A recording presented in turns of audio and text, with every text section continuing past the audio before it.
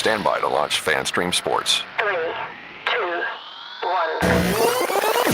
Let's start. Hello, sports fans. Welcome to FanStream Sports. Nothing but pure sports. This is the JP Show. JP, it's so good to hear you back on the air. Stand by now. Here's JP.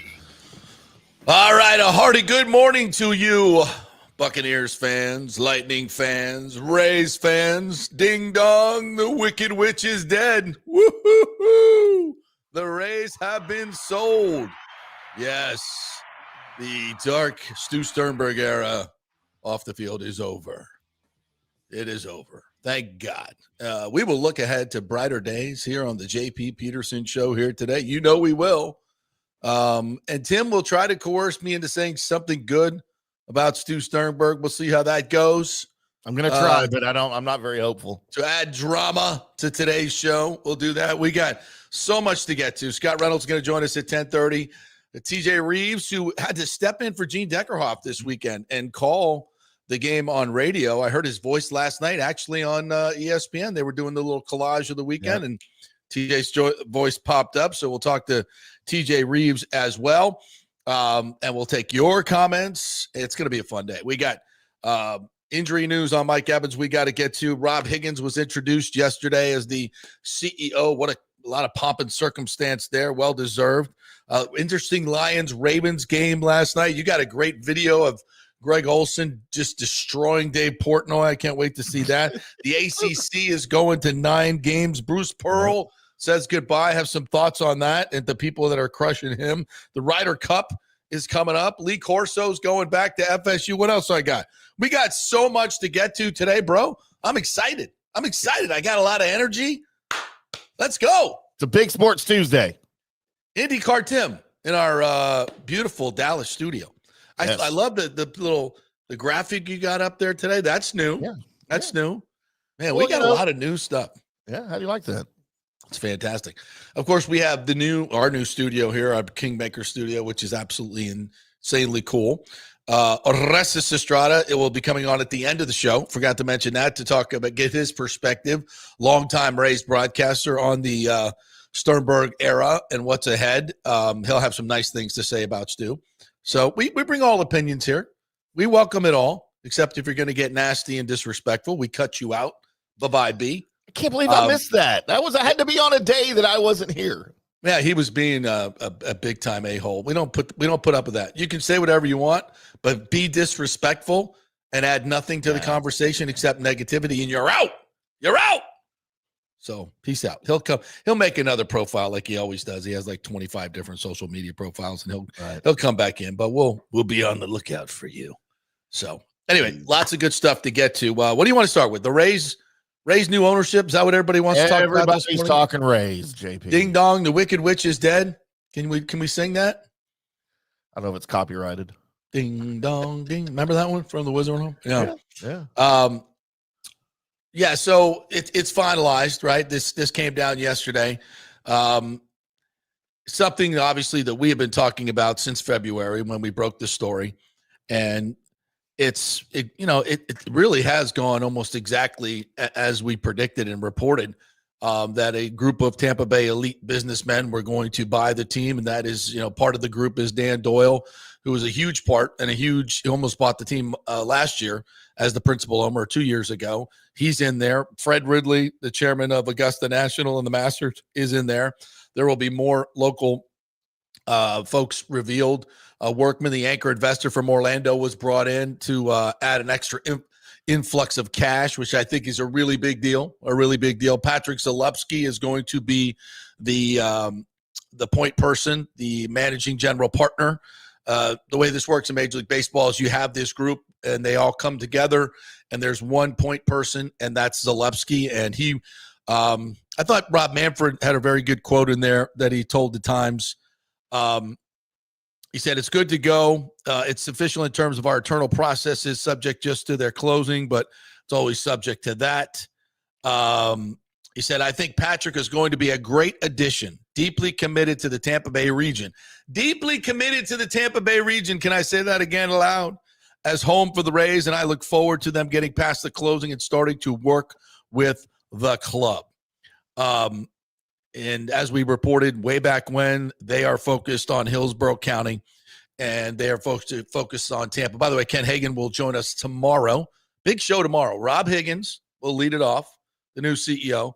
Ken Hagan will bat second as a second baseman at University of Florida, so he likes that 2-hole. So he will bat second at 10:30, and then Eric Erlinson will talk Lightning with us at 11 o'clock. So big show tomorrow, big show today. You're getting your money's worth. So Ken Babby is the owner of the minor league Jacksonville Jumbo Shrimp, who have had a renaissance in terms of they just put $31 million into their park. It is a beautiful, beautiful park in Jacksonville, draws huge crowd. This dude knows how to market and promote the team, which, again, is something that the Sternberg Group never did with any type of zeal or enthusiasm as other teams do. That's going to be a big change, and that will make a big difference in terms of getting people into the park. I'm guessing he will be the point person in terms of getting the stadium done in Tampa. And please, folks, like, man, I've heard so much negative. Why is there negativity about this group? Oh, we don't know. We don't know. We just don't know. It's like, I know what I know. The last group can't build a stadium. This group can't. The last group would not invest in payroll, bottom 3, bottom 4 payroll every year. This group wants to change that. This group has the pockets to get a stadium done. That's why they were chosen by Major League Baseball and the political connections to get it done. Where's the negativity here? I don't get this, because we want to hold on to the era that was Stu Sternberg. Get out of here. No, thank you. We're moving on. And having a team run the way it should run. I don't think a lot of people understand this, even though we've said it a gazillion times here. Not only were they not able or even wanted to get a stadium done, they were just jerking us around. And the cost in the millions and millions and millions of dollars to Tampa and St. Pete, the governments, the people, the businesses that wanted to be the Moffitt Cancer Center they were going to build there and everything else on the trial. I mean, we're talking about hundreds of millions of dollars of great paying jobs and development. We've all been waiting for it, holding it up on both sides of all this stuff that people somehow forget about. And don't forget this, folks, the Rays, with revenue sharing, central fund money, all that, well over $300 million, and payrolls constantly in the 70, 80, sometimes touching $90 million. And people thought that was okay because of all the false narratives they were fed. Oh, nobody shows up. They don't have any money. Lies. No, this group is going to put that money into the team, set it into their pockets. That's a big, they don't have enough money to buy. If they overpaid for, did they overpay? Because the Baltimore Orioles were sold for $1.7 billion. And if you know anything about the sales of franchises, especially when it comes to baseball, Forbes usually says, oh, it's 1.3, 1.2, and it goes for about 20, 30% higher than that. Happens all the time. That's pretty much standard operating. Everybody overpays. They overpaid for the Bucs. The Glazers did. Oh, did they? Look where they're worth now. Oh, Sternberg's overpaying for the Rays. There's $200 million. Oh, did he? Because look at what he's walking away with. I mean, silly, just silly. And what's it worth? $1.7 billion. Well, you have revenues up to $350 million without even marketing and really promoting the team. Trust me, they'll do just fine. Yeah. They'll do just fine. There's a lot of money in baseball, a ton of money in baseball. And when you actually pour it back into the team instead of into your pockets, it's amazing what the possibilities could be. So I'm extremely optimistic about this group. Why would they quote overpay if they don't have the money to run the organization? I mean, do you think these guys are stupid? You think Fred Ridley is a dumb guy? Oh, I'm going to stretch my money here and we won't have any money to run the organization or build a stadium. We'll just kind of, okay, now what do we do? Really? I think Fred Ridley's smarter than that. I think Dan Doyle's smarter than that. I think Patrick Zalupchi is smarter than that. I think Workman's smarter than that. I think Ken Babby's smarter than that. These guys have made a lot of money in their life. You think they're just going to, they're going to overpay for a team and not know what to do with it and have any money left over to run it? You really think that? Sounds kind of silly to me. Sounds kind of silly. I have a lot more faith in this group. I know what they're worth. I know what their plans are, and I can't wait for them to get started. And holding on to any nostalgia, look, I will. If Chris Lotfula can do it, Timmy, I can do it. All right.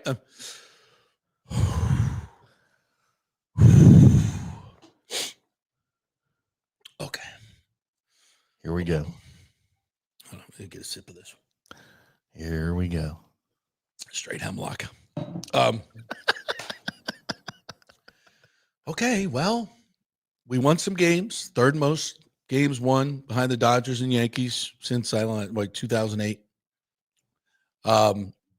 We went to a couple World Series.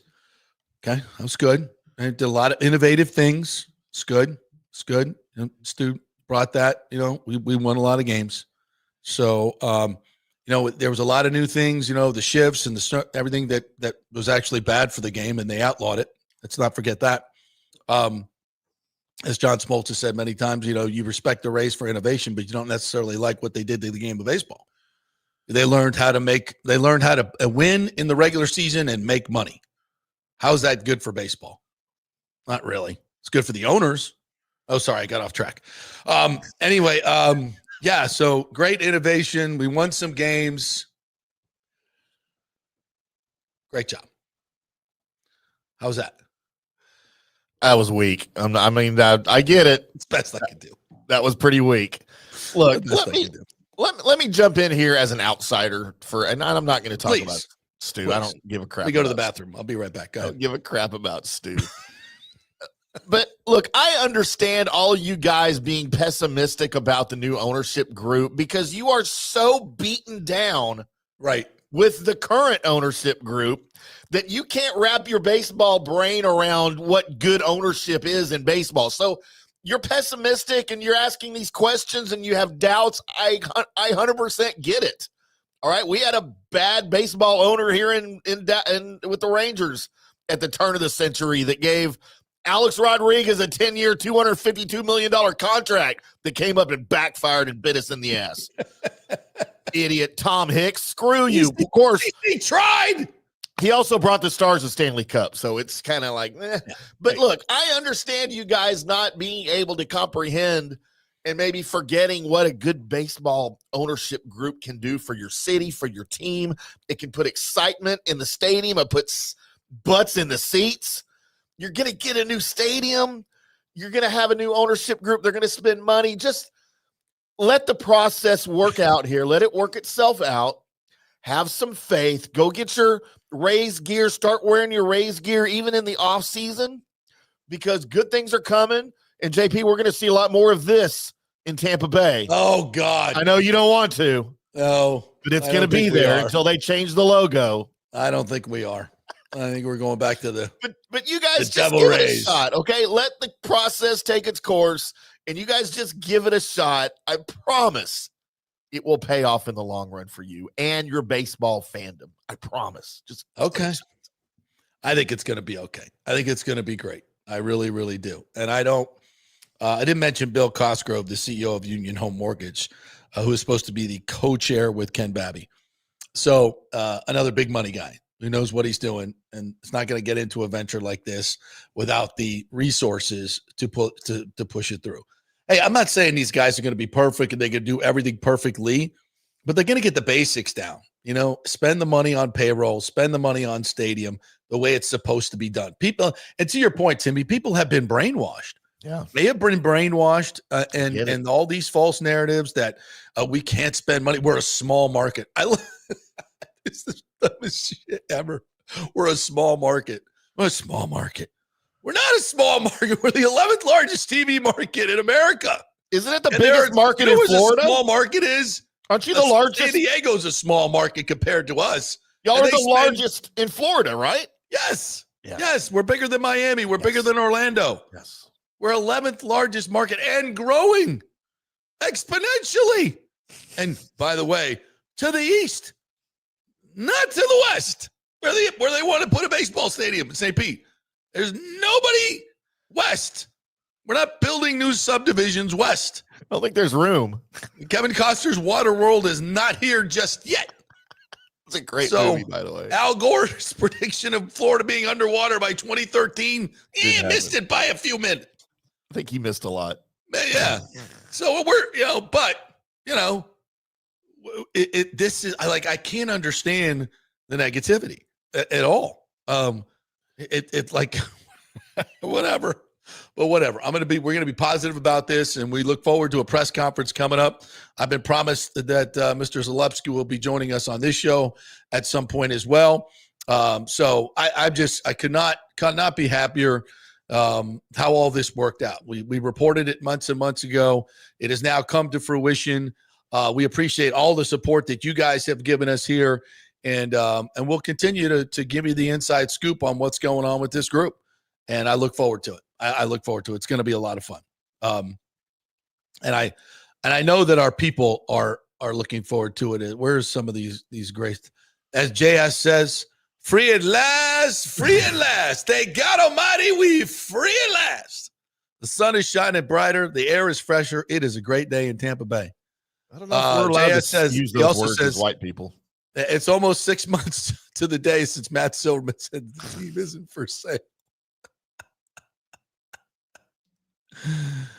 Oh God, that's just like, there have been so many special moments over the years, with this group. Randy having to buy his own tickets to get into Randy Land and say goodbye to the fans. So a playoff banner thanking Montreal, reaching out to Montreal in the middle of the playoffs, giving a big finger to the people of St. Pete. So bad that the commissioner had to call and say, take the damn thing down and apologize to the people. Just the tone deafness, walking away from the deal in Tampa, walking away from the deal in St. Pete that these people spent millions and millions and millions of dollars on. Why they don't sue, I have no idea. It's just one pratfall after another, blaming the fans, saying you're going to put all the money back into the team and payroll, blah, blah, blah, all this shenanigans. And you're right. I think people have thought that's the best we can do, because we've had two horrific owners here. And I've said, no, folks, and having you in another market, having seen what can be done with response in this market. We all, the bozos we had running the Lightning, Oren Koulis and Dave Art Williams and some of these jamokes. And then the Davidson group came in, who owned the Pistons and was like, oh, this is what real ownership looks like. We win a Stanley Cup. And then we go through the coolest, and then Jeffrey Vinnick buys it. Oh, wow. When we have good ownership, you can win championships. Oh, the Glazers. Wow. Look at this. When you have money and you spend it on the team, we can, and go get Tom Brady and all the other accoutrement that he wanted. Look what happens when you're committed to the community, when you're committed to spending money on the product. Shocking development. Championships arise. Houses are full. People come out. Yeah, supporting the owner, supporting the team. Shocking development. Oh, you got another definition? I love how you do this, especially in the creamsicle. Yeah, I just had to let everybody know, make sure they all knew what a jamoke is. Go ahead. You can do the definition. Jamoke is an ordinary, unimpressive, or inept person, typically used as a term of mild or joking disparagement for a man. You know where I got that term? Jamoke. I love it. Our high school offensive line coach was a guy by the name of Victor Rapp. Coach Rapp from Brooklyn. Hey, you bunch of jamokes. Get off the ball. Stay low, you bunch of jamokes. Get out of here. Take a lap. Coach Rapp. They don't make coaches like that anymore. A bunch of jamokes. We're like, what's a jamoke? Coach, you're hurting my feelings. I'm telling my mom. He'd be disciplined for that. Tarred and feathered and locked in a closet in the dark. That's one of the calm things, the kind things we heard. I'll tell you what, my head coach coming up behind me in stretching with this beautiful blonde mane that I used to have coming out of the back of my helmet, saying, "Hey, dirtbag, I'm going to cut your hair right here. Like, you touch my hair, I swear to God, I will kill you." Anyway, so that's what a jamoke is. I was an all-pro at every sport in elementary school. Kenneth McClary says, good morning, Petermans. Hey, Stu, don't let the door hit you on the way out. Absolutely. Nathan Elliott, here we go. Yes, good morning to you, my friend. Bucs Rays Bowl says Chance Evans plays this week. There's a chance. There's a chance. And here, he didn't have the MRI yet, right? He's getting MRI today. It's today. I know they postponed it yesterday. Yeah. Yeah, I haven't seen anything yet today. But it's according to Adam Schefter, it is a low grade hamstring strain. Not expected to be as bad as last year where he missed 4 games basically. So I think this week, listen, if Wirfs can't play and Godwin can't play, which I think they might be available. They might be available. We don't know yet. But I think, do you just hold Evans out? Do you just kind of lose the battle to win the war? I don't know. I think you got to go out and play every game. But if Wirfs can play and Godwin can play, and we can get to reshuffle the offensive line back to where it needs to be, looking at the All-22 yesterday, this defense is playing pretty damn good. They're not perfect. They're making a couple mistakes here and there, but this defense is playing damn good. I mean, Tyrod Taylor, really, honestly, at 36 years old, looks faster than Lamar Jackson did last night. What the hell's wrong with Lamar Jackson? Lamar looks off, man. What was that? He got sacked, 7 times last night? And just capitulated so many times. 7 sacks, 55 yards. Yeah, he was not the quick, explosive Lamar Jackson of old. I don't know what's going on with him, but that was not he. I think he's hurt. He was getting tackled by white guys one-on-one, like multiple times last night. Have you ever seen that? Have you ever seen that? I haven't, ever. And that's bizarre. When you see that, something's up. But you know what I noticed too last night? Like, I've been covering and following the Ravens for, 4 or 5 years now. That might have been the best passing performance I've ever seen from Lamar Jackson as far as his accuracy down the field goes. Tight spirals in narrow windows. I was impressed, but you were right. Like, he was not mobile at all. He looked horrible trying to run the ball. And you could tell because of the 7 sacks, he didn't want to run. Like, he was trying to avoid running at all costs. Yeah. It was different, right? Yeah. Yeah. I mean, just because my $400 parlay came up 13 yards short in rushing, had everything else. Yeah. That always taints your commentary, doesn't it? Yeah. Douglas Batista says, good morning, JP, Tim, and Petermans. Thank you for your accurate reporting from the start. You are welcome. A party after the official close of business, transfer to Salupski. I think that is in order, Douglas. I think that is in order. Absolutely. It might be time to revisit this, JP. What's that? Okay.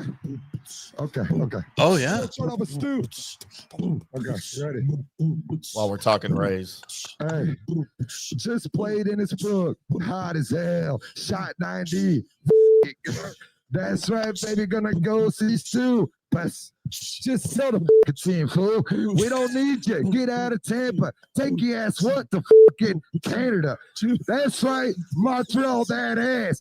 Fuck you. Go Rays. Smack Blackjacks. That's right. We're gonna White Sox. White Sox. I don't give a shit about your Sox. Blue Jays gonna Go okay.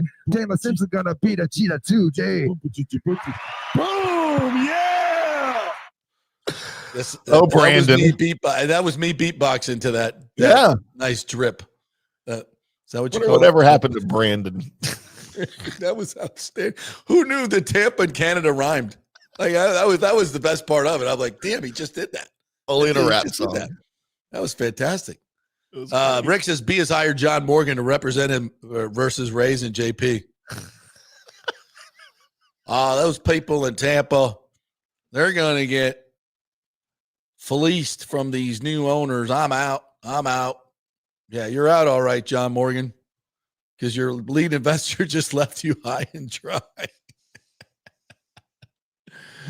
Jeremy Lowe says, good morning, fellas. Bye, Bozo Stu. JP, the man, keeping us updated on the Rays being sold. You got it, brother.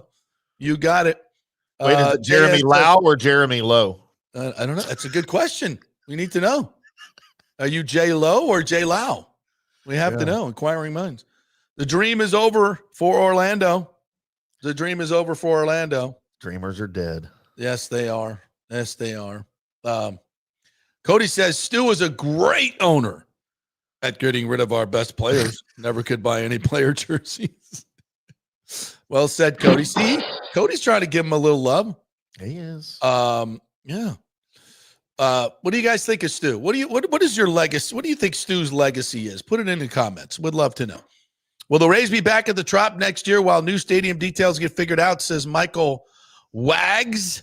Yes, they're supposed to go back to the Trop for another 3 years, and we'll see how fast they can get the stadium done. They may have to extend it to Trop, but the Braves got a stadium done in less than 3 years, so maybe we can get it done. I don't know. I hope we can be in it by 29, 26, 27, 28, 29. I think that's doable.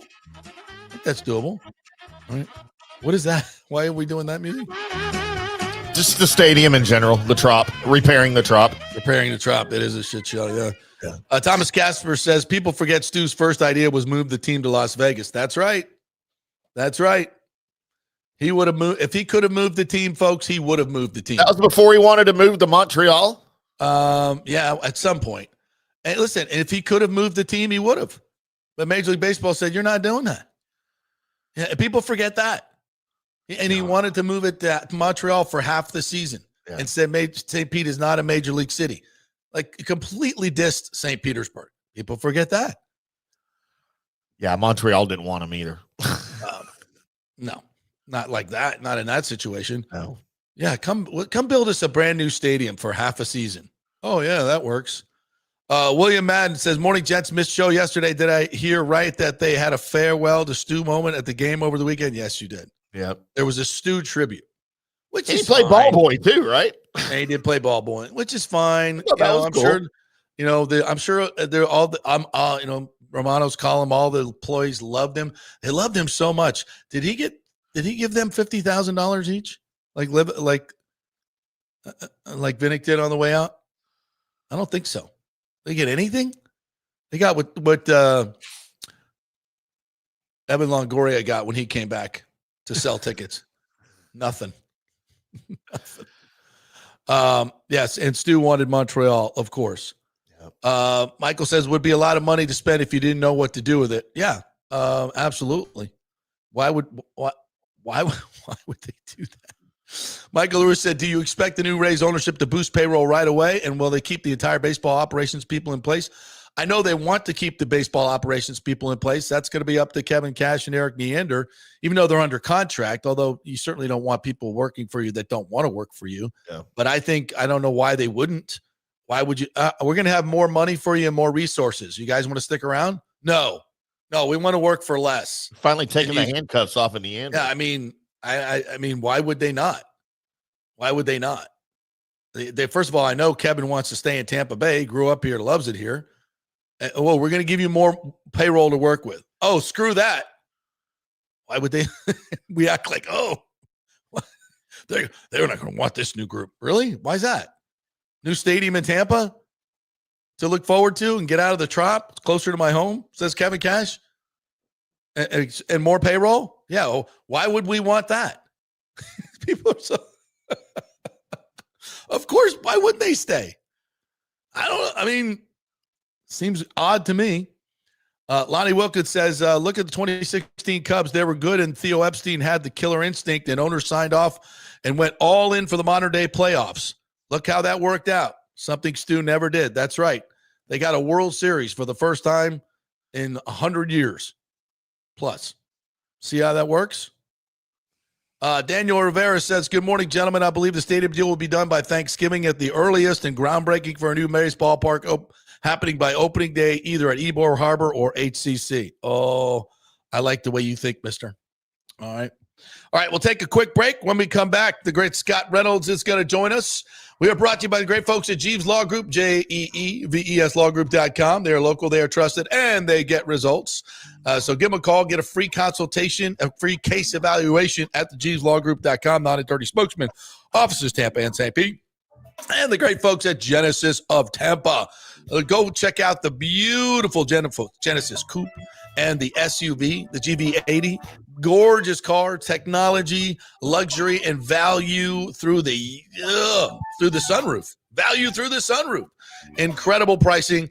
Great lease deals going on right now at Genesis of Tampa. The Murphy Auto Group, best in the business. I'll give you 4 years of maintenance, and you never have to pay for things. And they'll come drop off a loaner car for you. You never have to leave the house or the office to get your car serviced. GenesisofTampa.com. Back in 3 with Scott Reynolds. Stay with us. Experience the art of driving at Genesis of Tampa, where luxury meets innovation and every detail is crafted for you. From the bold G70 to the refined GV80, Genesis delivers power, elegance, and technology years ahead of its time. Book service online, and our Genesis Experience advisors will pick you up and drop off your vehicle. If available, you can enjoy a courtesy car while yours gets a complimentary interior vacuum plus a generous offer for your trade. Every new Genesis comes with the Miracle Advantage Plan, 10 years or 250,000 miles of powertrain warranty and 4 years of complimentary maintenance.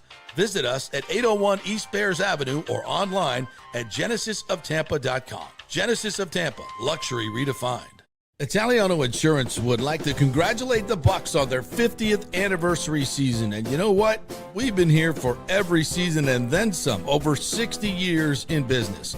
We've seen some smart coaches with great game plans, but if you don't have flood insurance or business insurance, that's a terrible game plan. That could ruin you financially. You don't want to take that L.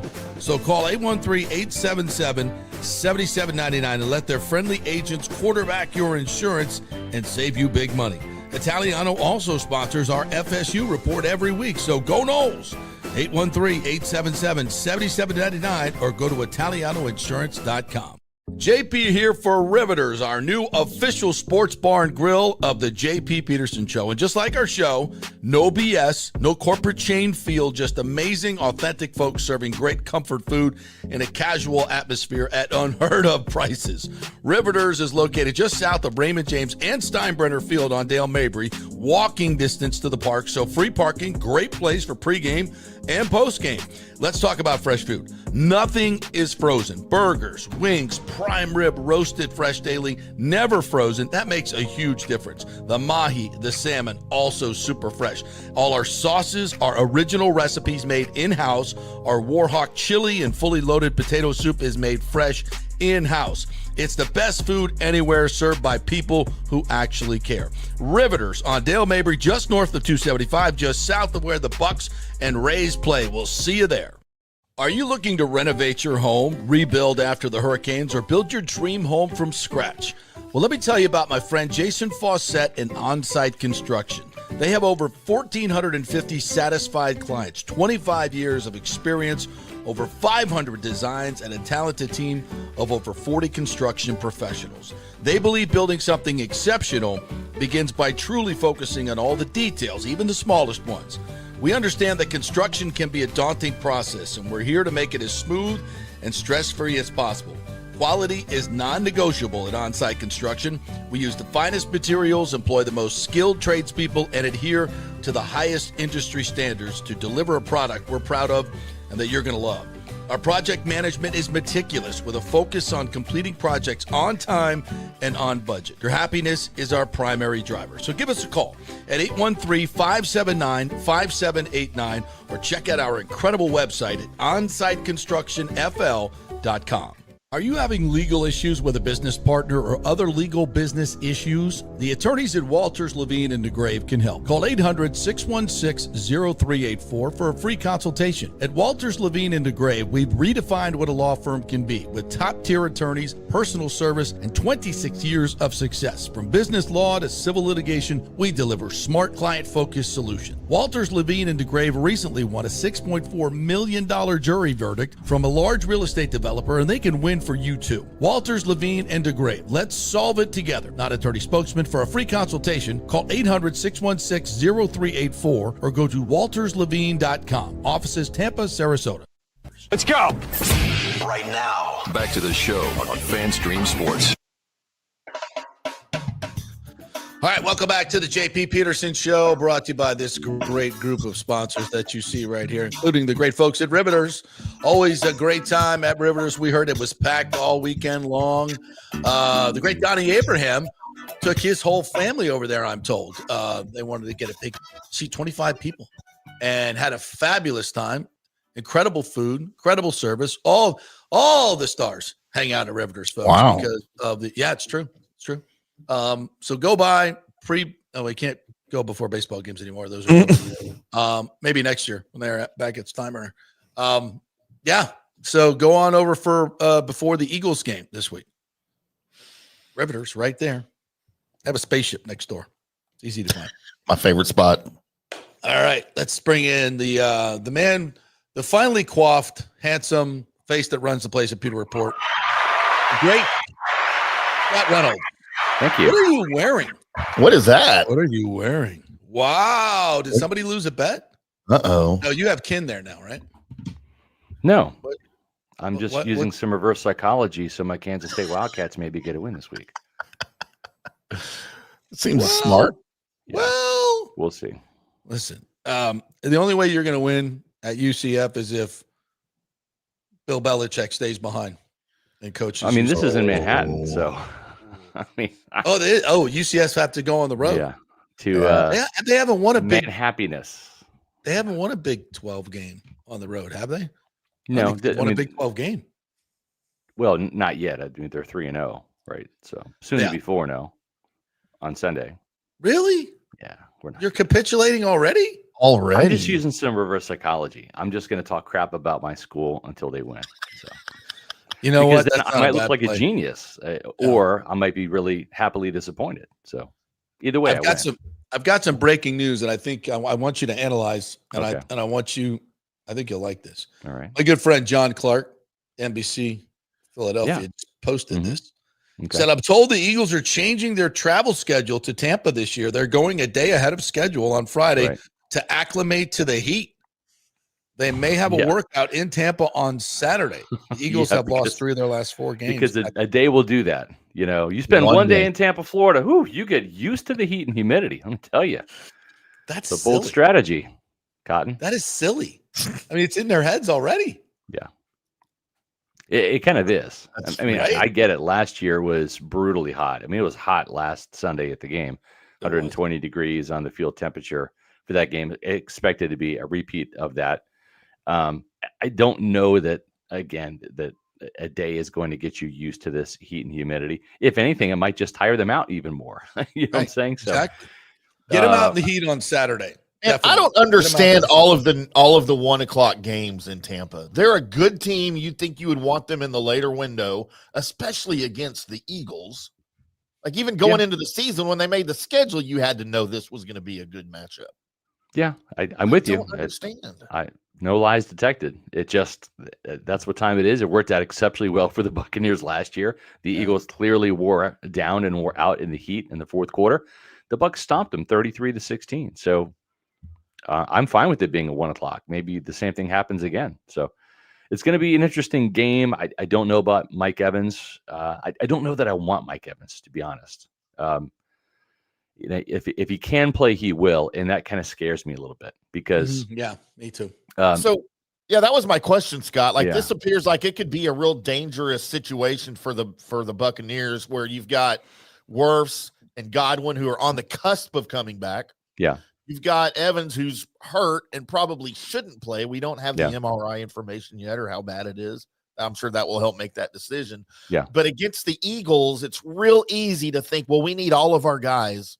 Let's go ahead and bring them back. yeah. And let's go from there. If it was any other team, maybe you're okay sitting everybody, I think. Well, I don't know that you're ever okay sitting people just because you only have 17 days, right? I Right. think John Gruden said, this is back when he had 16 days when he was a head coach, but he's like, it's only 365 days, man. I need you for 16, right? And there's something to be said about that. Like it's every game is important. However, history has shown you can lose to the Eagles in the regular season and still beat them in the playoffs, right? Go to a Super Bowl. It's what happened in 2002. When I look at this, I look at Mike Evans' hamstring injury history. It's not just a one-off thing. He's had hamstring injuries. Most recently, last year, he tried to play through it against Baltimore, which was a night game, and ended up really hurting that On that touchdown hamstring catch. and was out for several weeks. And so I'm not waving the white flag. I'm not, capitulating like I am with my college school, but, but I think when you look at this particular game being a 1:00 game and what's going to happen, dehydration, right? Everyone's going to be dehydrated. That's what happens. You sweat a ton. It's hot. It's humid.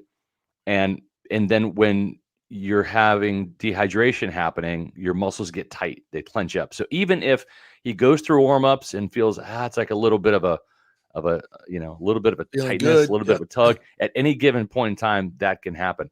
You know what? I checked the temperature in Seattle right now. It's like highs in the 60s, lows in the 50s. That's next week. Probably not going to have the dehydration issues in Seattle in the first week of October that you're going to have in Tampa the last week of September. So I'm almost saying, even if Mike can go, I'm thinking about not playing him. Now, that's a completely different issue because dehydration is not going to really affect Tristan Wirfs' right knee, or it's not going to affect a broken ankle that Chris Godwin has suffered. This is specific to Mike. And the dehydration with the hamstring, that's a pulled muscle. Muscles get tight. You cramp up. Your muscles get tight when you're dehydrated. And listen, Mike knows how to take care of his body. He's a professional. He's also 32. This has been kind of a trend with him. And if I'm Todd Bowles, I'm always saying, I got to protect you from you a little bit. You're a competitor. You want to go out there. Man, we've seen this movie before. We know how it ends. It doesn't end good. And let's just give that a rest for a week. And then we'll have you for Seattle and the 49ers. Listen, 49ers game coming up in a couple weeks is just as big as the Eagles game is, right? So they're undefeated as well. So I'm looking at the big picture with this and saying, let's not risk it for a quarter or two of Mike. And then we risk losing him for a couple of weeks. I agree. And Bosa's out now for the 49ers. Purdy's been out. Jawan Johnson's out. Kittle's out. Kittle probably won't be back he could be back for the Bucs, but we don't know. So, hey, look, Coach Bowden always used to have a copy of The Art of War, Sun Tzu, right there on his desk. He studied He studied all the great generals. And one of the axioms that you learn is lose the battle, win the war. That's right. Sometimes you have to regroup and live to fight another day. Do not rush into a battle where you are ill-equipped. Right. You're down ammunition. Your men are tired. Don't do that. That's not a great choice. You only have 46 guys on Sunday per NFL rules, right? So you can only dress 46 out of your 53. If Mike Evans goes out with a hamstring issue in the first quarter and he's done for the game because you re-aggravated it, all right, you're down to 45. Yep. And you probably dressed 5 receivers. Now you're down to 4 for the game. Or maybe you go into it thinking, well, if we lose Mike, we have to have an extra guy. Then you're robbing another position to carry 6 receivers on Sunday, just in case something happens to Mike. And then you're short at other positions. You don't know what whack-a-mole situation you're going to be in with injuries. And we've seen last year, they lost a bunch of guys in the secondary in a single game, right? Week 1, Zy McCollum had a concussion. He was out. Breece Hall broke his leg. He was out. Remember, we had Christian Izien playing outside cornerback for some snaps in that game. So I think this is where Todd Bowles has to be the big picture, the macro level coach, and say, hey, let's protect Mike from himself. Let's be smart about this hamstring injury here. I'd rather have Mike get closer to 100% full speed in Seattle, and then for the 49ers, et cetera, et cetera, et cetera. You got the Lions game coming up too. They looked pretty good last night.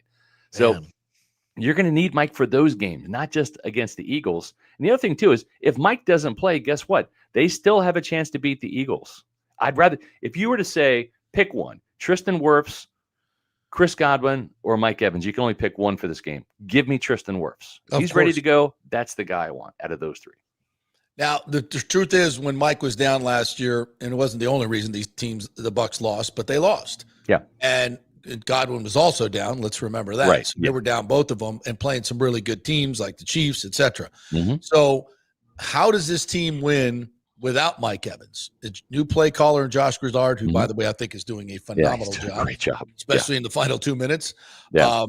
And so how do they attack this if they have no Mike Evans? And I guess we could What do you think about Godwin? Do you think he plays this week? I'm still I doubtful. don't. Yeah. Everything I kind of heard, reading between the lines and kind of like some whispers that I heard was that once they were in training camp, October 5th, that Seattle game was kind of that was supposed to be kind of the day where we're going to see him. And if not, then the home game against the 49ers the next week. So I'd be really surprised if they played him this week. And I think the only reason they might play him is if Mike's not playing and they feel like we need another star caliber wide receiver. But here's the thing. I haven't seen Chris Godwin play. I have no idea what he looks like. I have no idea how much rust he has. I have no idea if he is half a step slow with that ankle, if he can snap off routes like he used to. I have no idea what he's going to look like because all we see is the jogging, the calisthenics, the warm-ups. Have not seen him run a route against the defensive back in practice. Practices were closed to media during those times. So I have no idea what to expect. He could be looking like the old Chris Godwin, or he could be looking like a shell of his former self, or somewhere in between. So the first time we see Chris Godwin, you're going to know just as much as we in the media know about how he's coming along.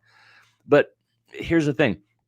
This isn't like last year because the defense is holding up its end of the bargain.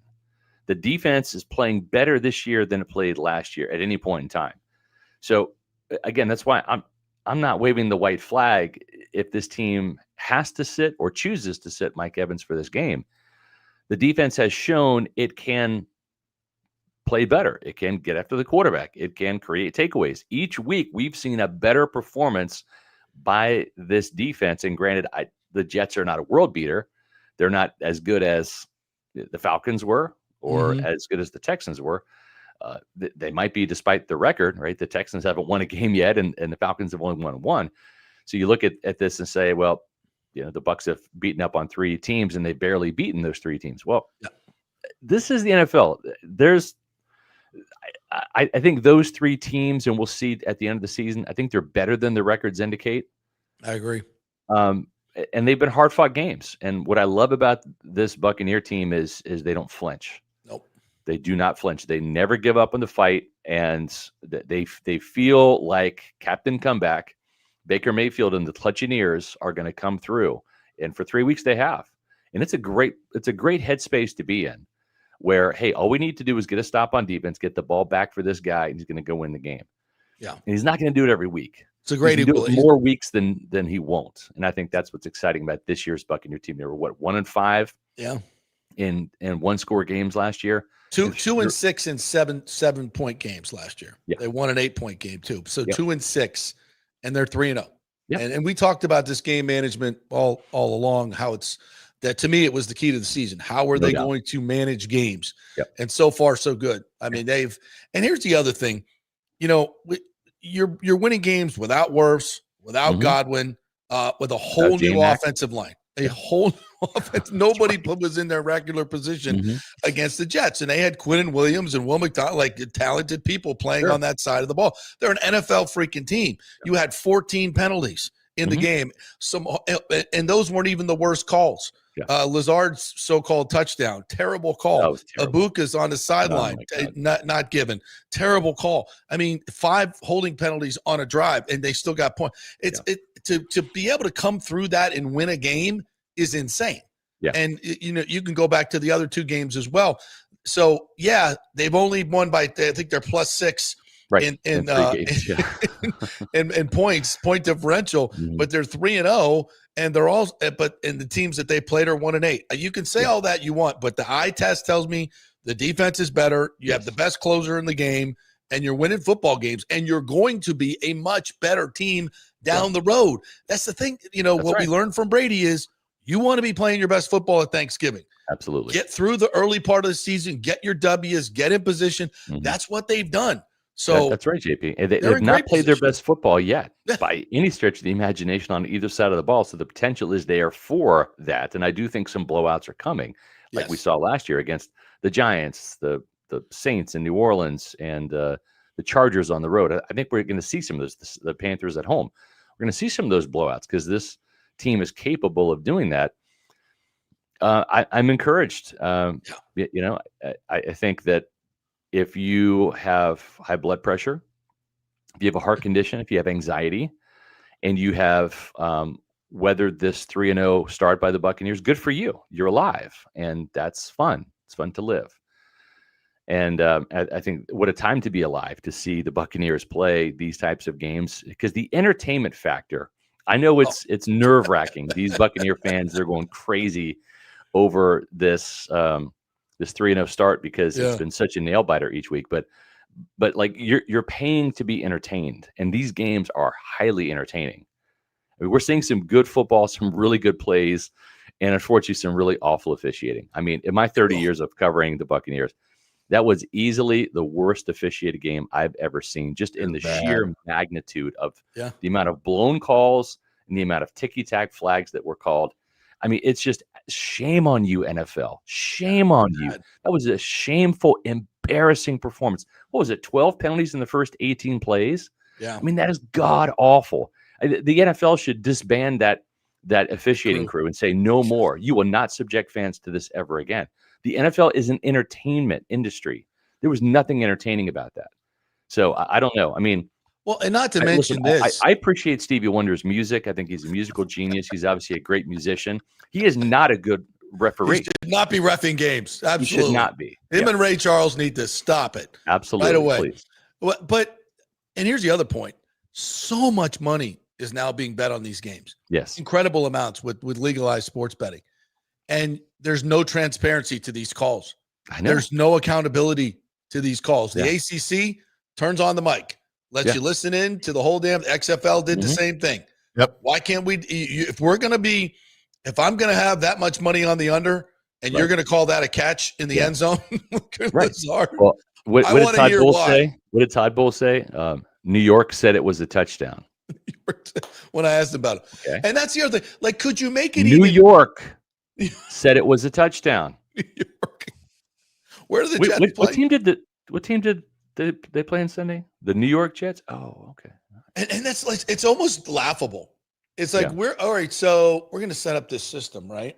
Yeah. Where you can bet hundreds of millions and millions of dollars on the game, but I, as the Wizard of Oz in New York, can sit behind a curtain and I can look at things and I can say, "Oh, look at that ball." Yeah, let's try to figure this out together. Tim, what's the record of the New York Football Giants right now? 0-0, right? 0-3. 0-3. JP, what's the record of the New York Jets? Jets. They're 0-3. They're okay. Oh, so maybe New York just wants to get a win. Perhaps they're desirous that New York should get a win. But then, so you can make this call, and it's clearly not a catch. I've never seen that called a catch ever. And then you can say Ibuka's is not a catch, right? And not even review it. They didn't even review it. They didn't even review it. Accountability. There's nobody to blame. You can't point your. Oh, it's New York. Not even a person. Not a head of officiating. It's New York. The ambiguous New York. Some guy, some unnamed anonymous dude behind there said, "Oh, 81% of the money is on the under." You know what? This will put the game over. That's right. Wow. There's a lot of our partners going to make a lot of money. Maybe we get a cut of it. This might not be true, but Lord, do you give us? You open yourself up for that spection, though, don't you? Exactly. You know? And no I'm not sure who this. I'm not sure who this Mr. York is we're talking about, but someone needs to find out who Mr. York is and have a conversation with him. Yeah, it's ridiculous. It is, and they have to do bad. It's bad for the game. It's like when we don't know what a catch is anymore, and when instant replay fails us, and we don't know what roughing the passer is anymore, or a defenseless receiver in these things. It's just huge so game-changing call. They can literally control every outcome of every game from New York. So here's a true story. Last night, I was talking to my son Logan, who is a Ravens fan. He took the L last night. Sorry, Logan, it's the truth. I know I failed as a parent. I've taken him to plenty of Bucs training camp practices and all that. It in the decade of darkness, the Ravens were winning when he was growing up as a child, and the Bucs sucked. You know, Lovie Smith 2-14. Thanks, Lovie. You know, you really helped my son there. Ruined your Bucs family. Bandwagon. Yeah, exactly. Lovie Smith ruined my family. Good job, Lovie. It's true. And Dirk Cutter. God damn it. I like Dirk a little bit better though. At least he won games. But anyways, I digress. But the thing is I'm watching some Hardy Nickerson highlights with him because I said, hey, I got to really connect with one of my favorite players I've ever covered, Hardy Nickerson, before the Bucs game.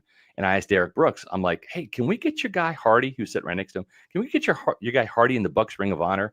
I mean, he only was the number 12 ranked player on the Buccaneers all-time list. How can you have the number 12 player in the Bucs all-time 50 not in the Ring of Honor? It's a crime. Like 6-time Pro Bowler, 4-time All-Pro. Silly. Like, it helped set the table for Sat Brooks and Lynch to be Sat Brooks and Lynch. And this guy's not in the Ring of Honor. And so I was telling Logan about this, and I said, let's pop on YouTube on the TV. We watched some old Hardy Nickerson highlights. Oh, God, was he a player, man. Oh, the my interceptions, God. the forced fumbles, the Hardy Hulk thing. Culture setter, big time. And so we're watching this, and we're seeing some of the hits from like back in the day, back when football was fun to watch. Hits that would be penalized. You would be tossed out of games, fined into oblivion for. And Logan, who's 20, is just like, oh my God, Dad, look how they played football back then. I'm like, I know. It was better than it is now. John Lynch was allowed to hit guys over the middle. Watch highlights from back in the day. I'm like, yeah, that's when football was football. When football was football. Yeah, we digress. Yeah. Scott Hey, Reynolds. by the way, did you guys get to see any of the CBS NFL Today stuff, the retro stuff? The actual game broadcast stuff? Yeah. The pregame, the NFL Today with Brent Musburger and everybody in the retro set and all of that, celebrating 50 years of the NFL Today. I got like nostalgia, childhood goosebumps. Yeah. Yeah, Brent Musburger was back in studio. JB and everybody was dressed in 70s attire. Okay. They had like we're looking live from Tampa, Florida. Yeah, and they let him do all of that for every game at 1 p.m. when all the cool. news that goes in. And they had the old school graphics on the screen. Yeah, right. Nice. Minnesota Vikings hosting Green Bay, and it was just the block letters on. It was really cool, man. That is cool. But the whole set was just green screen, but it looked like the old 70s set with the people back there typing on the typewriters and stuff. Nice. And the square TVs everywhere. It awesome. was really cool, man. I mean, I got chills sometimes watching it. I gotta find that somewhere on X or well, YouTube. we can comment on this though. Yeah. The Bucs, I mean, there was nothing left to chance in terms of nostalgia and the show that they put on Sunday. It was almost, dare I say, over the top. But it was so incredibly done. It was the good. Detail, bringing back all the. I mean, the cost of this must have been through the freaking roof. Yeah, and like all 120 players there in attendance. 120 players, and everything was special graphics, special signage, special everything for this particular moment. Did the players have to pay for their own tickets to get in the game? What's that? Did the players have to pay for their own tickets to get in the game? I think they were comped this week. I think so. They had a incredible brunch over at the indoor facility where they brought everybody back, and everybody got their own shirts, embroidered shirts, and the time that they said. I mean, this ownership group and what the Glazers did for these guys. I mean, it's a complete antithesis of Stu Sternberg, but it's so wonderful, and it's about the community and celebrating it and thanking the community and thanking it. This is the way you do it, folks. This is what's possible. And, I just want to tip my cap to the Glazers and Brian Ford. Job. The execution of this was just off the freaking charts. It was incredible. They finally got a win in those 1976 jerseys. They finally got a win. It's been 50 years since those jerseys. And I will tell you this, when I was watching, I didn't get the game in Dallas, but I was watching on Red Zone. And it's funny, towards the end of that game, they went away from even showing anything with the Jets and the Bucs because they considered the game sort of out of reach, right? So they don't ever go back to it. Yeah, and Scott Hansen admitted that. He's like, look, guys, we haven't gone to this game in a while because we kind of thought it was over, but, the Jets are making a comeback. So when the Jets blocked the field goal and started running it back, in my head, I was thinking, man, maybe these things are cursed. Maybe they're right. They've been right this whole time. Like, I never believed in that, but I'm like, that is the only explanation if they lose this game. Is that the curse is real, and it applies to the whites too, right? That would have been the case. I don't know. I saw that time on the clock, and I've just been conditioned that Baker Mayfield's going to bring this team back. Yeah. And can we appreciate Josh Grizzard? Like, first play, it's like what they say. It's like, hey, we need 60 yards to get in field goal range. We're not going to get it all in one play. Josh Grizzard's like, the hell we aren't. He just threw that bomb to Tez Johnson, and he was wide open. He was wide open by 10 yards, and Baker Mayfield overthrew him. I think he had to throw up his back foot, put too much air into the ball. He was getting pressured up the middle. But I love that. Like go for the friggin' throat. And then the next play was like a chunk play to Emeka Egbuka. Just such a contrast from what we've seen in the past, where it's like, okay, well, we got 2 timeouts, and let's be methodical and work down the field. It's like, no, let's just friggin' go for it. They had 3 plays. The other one was like a 20-yard catch and run on the screen pass by Sterling Shepard. They were already in field goal range in 3 plays. And you love that about the aggressiveness of Josh Grizzard. I think he likes to zig when other people think he's going to zag. It makes him very unpredictable as a play caller. And we said this on our Peter Report postgame podcast. I think that's the best thing about Josh Grizzard is I truly don't know what's coming. Like, I can look at this play. Sometimes I try to guess. They're going to run outside. Are they going to run the ball? They're going to throw short. They're going to throw long. What are they going to do here? I don't know. And if I don't know, I can sure as hell guarantee you that highly paid NFL defensive players and defensive coordinators who know a lot more football than me, they don't know what's coming either. And that's the fun thing is this offense is just scratching the surface, and Josh Grizzard is very unpredictable as a play caller. And it's fun to see. And think about this. He's gained in 3 games, maybe a season's worth of experience in situations calling plays. 2 minutes for sure. Yeah, at the end of the game. So think about how he'll improve even going on through the rest of the year. Yeah, I mean, the one thing that they really have to practice, though, that they haven't been able to do is like run the clock out and kneel, and do the victory formation. Like they got to work on that because they haven't had the opportunity to do that in any of these games. It's come down to the last minute, last play, whatever, to win these games. So I think that's something they have to really work on. So when they're ready for that opportunity, they're prepared. Baker knows exactly, how many steps to take back and kneel down, and Rachaad White can be behind him strategically and get that spacing right. I think that's coming, right? Hopefully that's coming. Hopefully we don't have another 4th quarter finish, or maybe we will against the Eagles. I don't know. Well, if the officials have anything to say about it, they'll keep it close. Yeah, there's no question about that, because we've seen them do that work. Yep. All right, partner, what's coming up on Peter Report this week? By the way, we did mention somebody who's asking about the status of Tristan Wirfs. It's the same as we've been saying. We won't know until this week. Yeah. We'll see how he does at practice. And I know this is what Todd says all the time, but it's true. Yeah. We got to see how he does at practice, see how he feels, see what there's also gamesmanship too. It doesn't help the Buccaneers' cause to say Tristan will play, Mike won't play, Chris will play, or whatever is going to happen. And clearly this year they are not bringing forth a lot of information. Correct. They don't exactly. Yeah, exactly. I'd love to see, because Todd's been a little bit of a smartass too this year, which is actually fun. He had a couple of smartass comments. Awesome. Including dropping the F-bomb, the F-bomb and the S-bomb back to back. When I asked him about what was going through your mind when Will McDonald was racing down the field with the blocked field goal for a touchdown. The other thing too, though, is I'd love to see him continue a little bit of that smartassness and say Tristan Wirfs will be playing this week, unless he won't be. We expect Mike Evans to play, or maybe not. Chris Godwin, we believe, will be ready to play this week, unless we don't think he's ready. I love it. I love it. Exactly. And that's what we're getting from him. And he's just in Payne Durham is his secret lover. We found out. Did he really say that? I swear to God, I thought that was AI generated when I heard that. No, he said absolutely. Is that Peaches and Cream? Oh, great. Is that right? Is that who that? Peaches and Herb. I think the message was, if you keep asking about those things, you're going to get a ridiculous answer. Yeah. Because I'm not going to. Is it Peaches and Herb or Peaches and Cream? Peaches and Herb was the name of the band, but Atlantic Star sang that song. Okay. Yeah, that was Atlantic Star. Oh, it was Atlantic Star. All right. Okay. What did Peaches and Cream sing? Peaches and Cream didn't. Peaches and Cream. I'm thinking about my oatmeal. I'm thinking about. Sorry, that's the Quaker Oats. Peaches and Herb. Peaches and Herb was a band. And Herb. Okay. Yeah.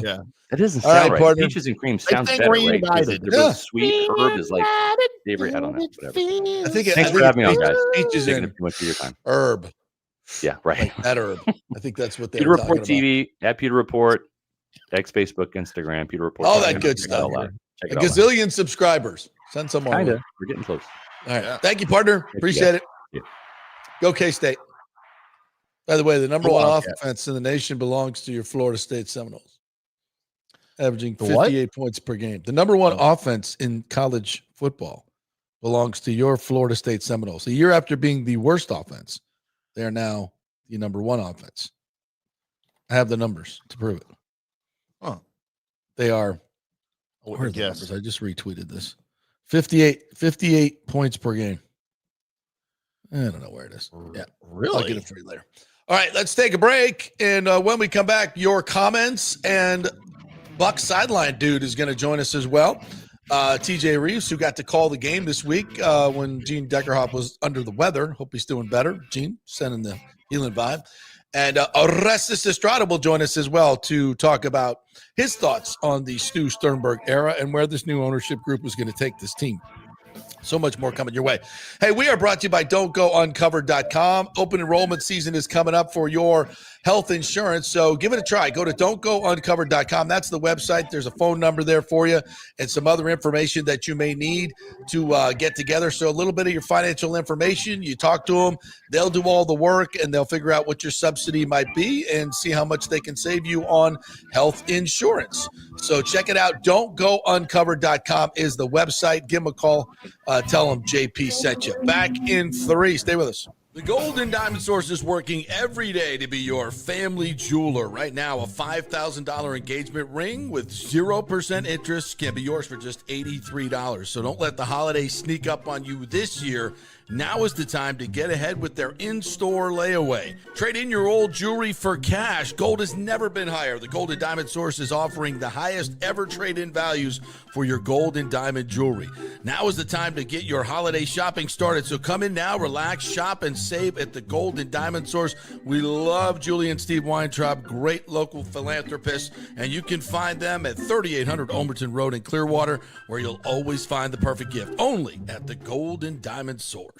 Welcome to Kingmakers, home of the JP Peterson Show studio and Tampa's premier business networking and social club for members only. By day, it's an exclusive, vibrant co-working space with a stylish conference room, focus rooms, a full production studio, and an in-house marketing team. And by night, Kingmakers transforms into a sports-centric social hub with a full sports bar, golf simulator, and exclusive events. For young entrepreneurs and seasoned professionals, it's the perfect place to work hard, play hard, and make big moves in Midtown Tampa. Close the deal, celebrate the win. Only at Kingmakers. Become a member today at kingmakerstampa.com. Your business, your club. JP here for the Jeeves Law Group and my man Scott Jeeves, who lives right here and has long been a highly respected member of our community. He's a proud sponsor of the Tampa Riverwalk. Jeeves Law Group is also a proud sponsor of our Grand Central District in St. Pete and has neighborhood events throughout the year. He has an office on Central Avenue in St. Pete and one on South Howard in Tampa. You can't get more local than that. So when you need an attorney, are you going to hire some huge firm that advertises all over the state or the one that supports your favorite sports show? It's the Jeeves Law Group. We're local, we're trusted, and we get results. For personal injury and personal attention, call us for a free case evaluation. That's 8889-JEEVES. That's 8889-JEEVES. With this record heat in Tampa Bay, you better have your AC unit running at peak efficiency. Third Generation Plumbing installs the best American standard AC units. Our split systems offer the highest efficiency available while reducing energy bills and maximizing comfort. That's why Third Generation Plumbing trusts American standard air conditioning, built to last, made to perform. Whether it's a new install or an emergency repair, our family-owned team brings 3 generations of trusted service to your home, now with the unmatched reliability of American Standard. Plumbing or cooling, we've got Tampa covered. Call Third Generation Plumbing today, 813-961-8024, or go to thirdgenerationplumbing.com. And we also do AC. Ciao, Paolo Tini here, owner of Caffè Paradiso, voted number 3 People's Choice Award on Open Table. I want to thank all our loyal family of customers that have been enjoying our great traditional Italian dishes we make from scratch every day. It's a great family story we're proud of. Our family moved from Rimini, Italy in 1984. My dad, Caesar, started Donatello, and that's where I got the start in the restaurant business. I started Caffè Paradiso on South McDill in 1995, and we've been there ever ever since. From our traditional ossobuco, a veal slow roast for 4 hours, to our daily fresh catch, the Gruppo Paradiso, with a piccata sauce and lobster claw meat, homemade pasta like lasagna, farfalle salchicha, which is a bow tie pasta homemade with fresh sausage. Hold on a minute, JP's favorite. I love it. So come and have a glass of wine with me on South McDill. Get a reservation on Open Table and see all our 5-star reviews. Ciao, see you soon at Paradiso. Let's go. Right now, back to the show on FanStream Sports. All right, welcome back to the JP Peterson Show. Thank you guys so much for joining us. TJ Rives, Orestes Destrade coming up on this star-studded affair. Hey, Delete Me makes it easy, quick, and safe to remove your personal data online at a time when surveillance and data breaches are common enough to make everyone very vulnerable. I've certainly had those issues myself. It is not fun. What do data brokers do? Well, they get your name, your contact info, social security number, my home address, even information about your family members, and they put it out on the dark web, and it's compiled by these data brokers who then sell it online.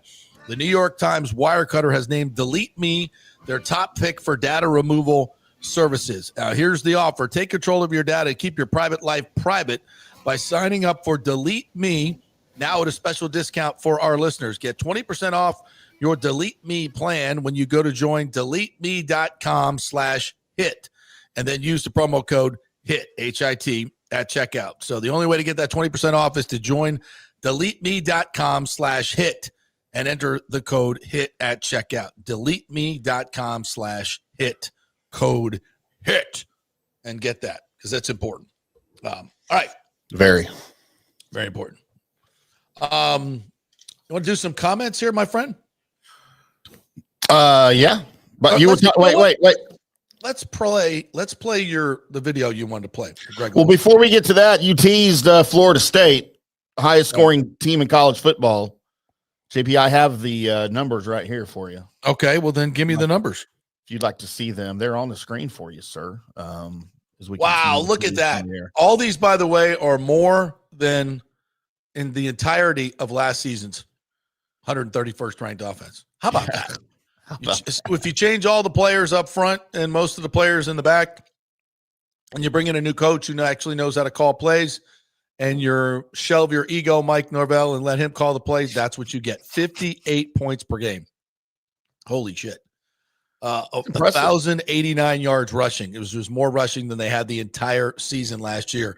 They had more rushing touchdowns, or as many rushing touchdowns last game as they did the entire season last year. Incredible. What I haven't heard is an update on Tommy Castellanos. He left with an ankle injury, so I'm not sure exactly. I think he's going to play this week. They're playing Virginia, which, by the way, where are they on this list? They were 4th in many categories. Where are they? There they are down here. Was that top 10? Almost top 10. So Virginia's averaging 45 points a game, and FSU's averaging 58 points a game. They're 11th, yeah.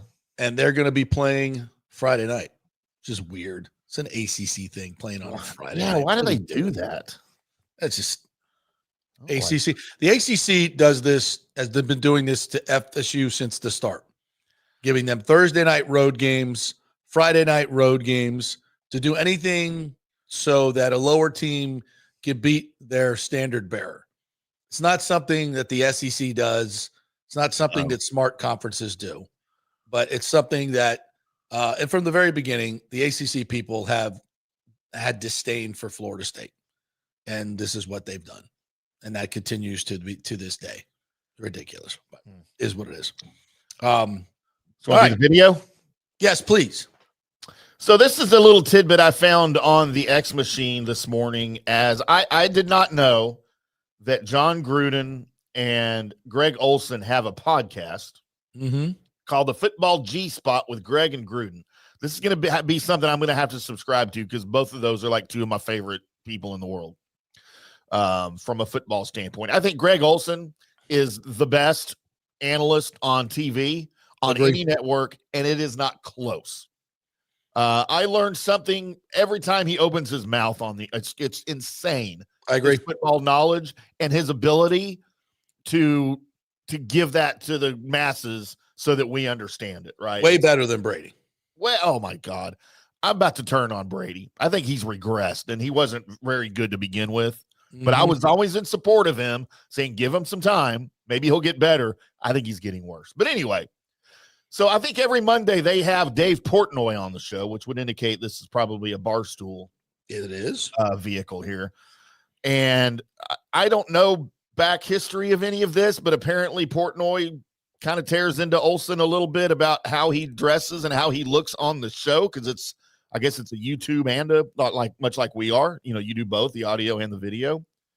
And this was no exception. I'm assuming this was yesterday, but Greg Olson's had enough of what Dave Portnoy thinks about the way he dresses. The shirt with the hat. Well, the hat is just because I haven't done my hair this morning. A logoless hat. It looks like you're heading straight to the NLCS or something to call a game. No, I got Unbelievable, just straight look here. Hey, listen, I'm just going to be honest. If I'm going to keep getting a hard time from this show, I might just bag Monday morning. And just be like, you know what? You guys are on your own. Deal with it. Good luck. Well, I mean, this look, it was preposterous. So I will try not to. You did bag it last week, by the way, but I'll try. I might bag it again next week. I'll try not to get in on you, but at least don't look like you're going to be an AL ump or something. Okay. You guys had a great segment. First of all, at what point are you like Mr. Fashion? You got some bad outfits. You're real critical of everybody else's look for a guy who's not the best looking guy in the world. Let's just be clear. There's a difference between best looking, not great looking, and fashion. I can't control how I look. This is how God made me, Greg. But I can wear nice clothes and not look like no effort over here. Can we move past it? I don't know. It's your show. You tell me. Yeah, we're going to move past it. Look at Gruden over there. Dude. Wow.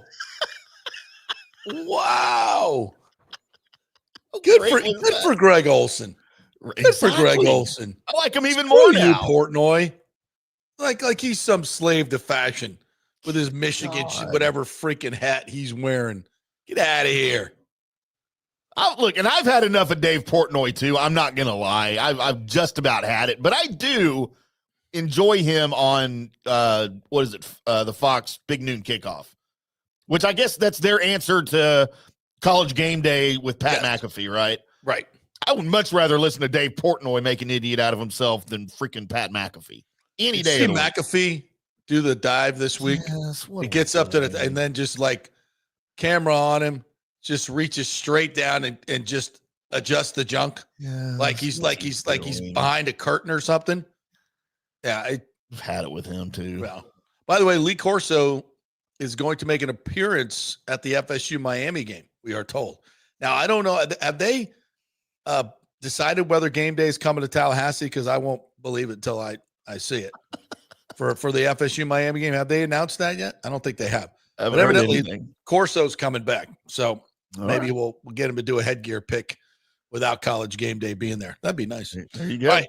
Let's welcome in a man who knows a little something about college football and basketball, calls those games, got his Memphis Tigers shirt on. Look at that. The big comeback over Arkansas. Go Tigers, go over Arkansas. That started the weekend off, and then we had another heart attack Buccaneer game. Yeah, I had Memphis plus the 7.5, by the way. Thank you to the Tigers for that. You love that. You love that on the weekend. When Memphis wins and Arkansas loses in the same building on the same day, it's a good day. I have several Arkansas friends and alumni that are avoiding me right now after that victory. I have people, Timmy, I have people avoid me for a great many reasons. But when is the USF Memphis game? That is the last week in October. Don't hold me to the 25th. Sounds right. Hold on. Let me do my math in my head. Yes, I believe October 25th in Memphis. In Memphis, USF at Memphis. Huge showdown for the slot in the college football playoff because those two teams look like the viable teams right now in the group of 6 if it comes to it. Hey, can we back up half a peg? Because while the galactically famous JP Peterson show has been rocking this morning, I was just doing my little sports media podcast and live show with my buddy Mike Gill, and we were talking about that same Greg Olson segment with Portnoy and John Gruden. All right. How about that? So where do you guys come down on Was that genuine? Was that legit? Or was there a little Vince McMahon pre-planned, let's have a little heat because there are less people watching this show than are watching the Bars and Tone at 2 a.m. right now on Fox Sports 1? I don't think Dave Portnoy scripts anything. Okay. I don't think he's intelligent enough to script anything. I think that was genuine. He's a dick. And the look on Olsen's face was pissed. I'm annoyed, and I think that was genuine to me. Now, Mike Gill disagreed with me, and he thinks that Olsen's in on it. But I thought the look was, I don't have to sit here and do this. I won't do this. Now, as Mike pointed out, and I don't know if you guys said this, the reference to you bagged it last week is because Olsen overslept and missed the show last week. So they're making fun of him in that regard. But that seemed pretty genuine to me. Again, on a show that is doing well with the social clicks, with I've the never YouTube heard of views. Okay, it's brand new. They only started doing it in September. Okay. But the social clicks, the YouTube audience through Barstool is fine. But they legitimately, JP, they legitimately had 7,000 viewers on average for a 2-hour show. Those are Jimmy Kimmel numbers. Last week, yes. And so it is not going well in terms of linear TV and the cable channel. But hey, we're talking about it. We're talking about it here this morning. I got news for you, TJ. Yeah. All TV and cable is like that. Yeah. I mean, the combined viewers for YouTube and Netflix are more than cable TV now. Probably double, maybe double by now. Yeah. But it's interesting what they're trying to do. They want Portnoy to stir it up. I just thought in seeing that moment, that you might be that didn't look scripted. That looked genuine. And let's admit it, Portnoy wasn't wrong. That did look a little ridiculous. I've never been a fan of the hat with no logo on it. The third base umpire in the NLCS. That was funny. And he wasn't wrong. He wasn't wrong. And he's got a no logo polo on either. I mean, it's just like tremendous. It's he's a trying lot not to pimp. Hey, he's trying not to pimp something that doesn't pay him. Unlike me, less I'm pimping the pimping, Memphis Tigers. Man. I'm pimping the Memphis Tigers. You're pimping the fan stream. Timmy's got the fan stream. Yeah, we got all of it here on the Rocky Point. The Rocky Point on. Do we want to share with the audience before we get to this? And we are eventually getting to this. I promise we're getting to this. Do we want to share with the audience that we have like a mini warm-up to the Ryder Cup going on later on today when you're available to come play some golf? We will play some golf. We will tell some stories and then tell some lies about what we shot on the course later on. We are teeing it up at TPC today, courtesy of our good friend Mike, one of our great listeners and viewers, long time from way back. Has invited us to play, so we're very excited about that. We'll play later today. Details to follow, stories and lies to follow after that, updates in advance of the Ryder Cup. So I just thought I would put that out there. Y'all should be glad I don't live anywhere near Tampa. Oh, we are. Why? Why? Because I'd have to come out and show off my golf swing. And you would have to take some video and some audio and put this out there. We may have to put a video or something out there occasionally on updates on how the golf is going later on today. So stay tuned on JP's platforms. On what's going on. We have breaking news. All right, what's the updates? Big news. All right. The Bucs have signed Desmond Watson, all 450 pounds of him. Interesting. It just so happens that it's what? It's tush push week. It's tush push week. And Mr. Watson is here.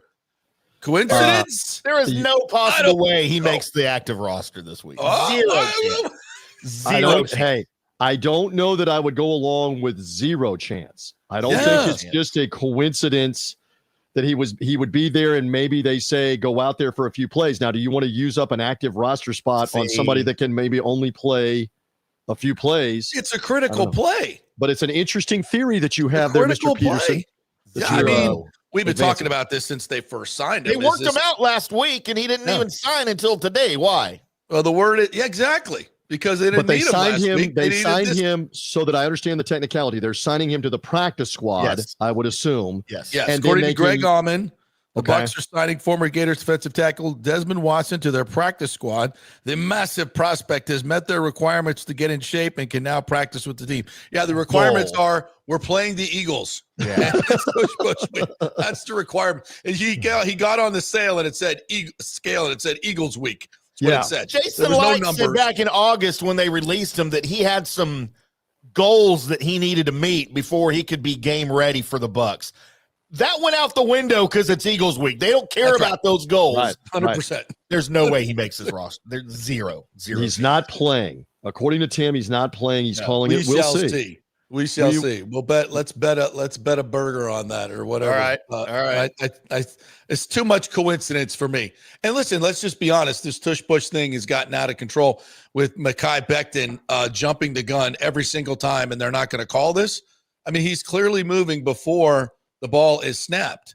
So you want to move Mekhi Becton, your 360-pound ass, into our 450-pound ass, Desmond Watson. Let's go. Interesting. Let's freaking go. Yeah. Interesting on all that. It'll be fun. All right. So what was your thoughts on, first of all, take me through Sunday. You're getting ready to do your normal down on the field, orange-clad throwback polo sideline stuff, and you get the word that Gene is under the weather, and you got to call the game. What was that like? That's correct. So actually, now it can be told here on the JP Peterson Show. I'm trying to straighten the hat and the shot so that I don't look like it's weird. Like a hip hopper.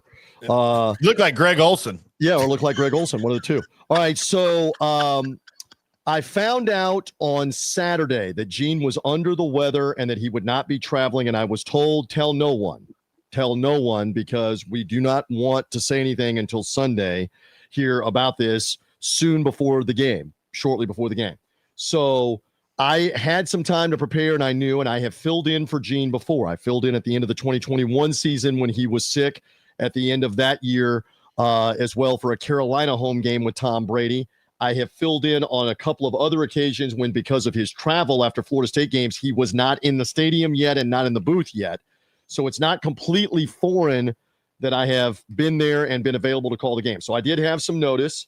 So sorry to you, sorry to Timmy and others that you didn't get the word until the word could get out in the hour or so before the game was going to be played. And let me just say publicly that it's tremendous to work with the pros that we have. Jeff Ryan, our director of broadcasting, has been doing this for almost 35 years. Dave Moore, as the radio analyst, is in his 19th year as the radio analyst.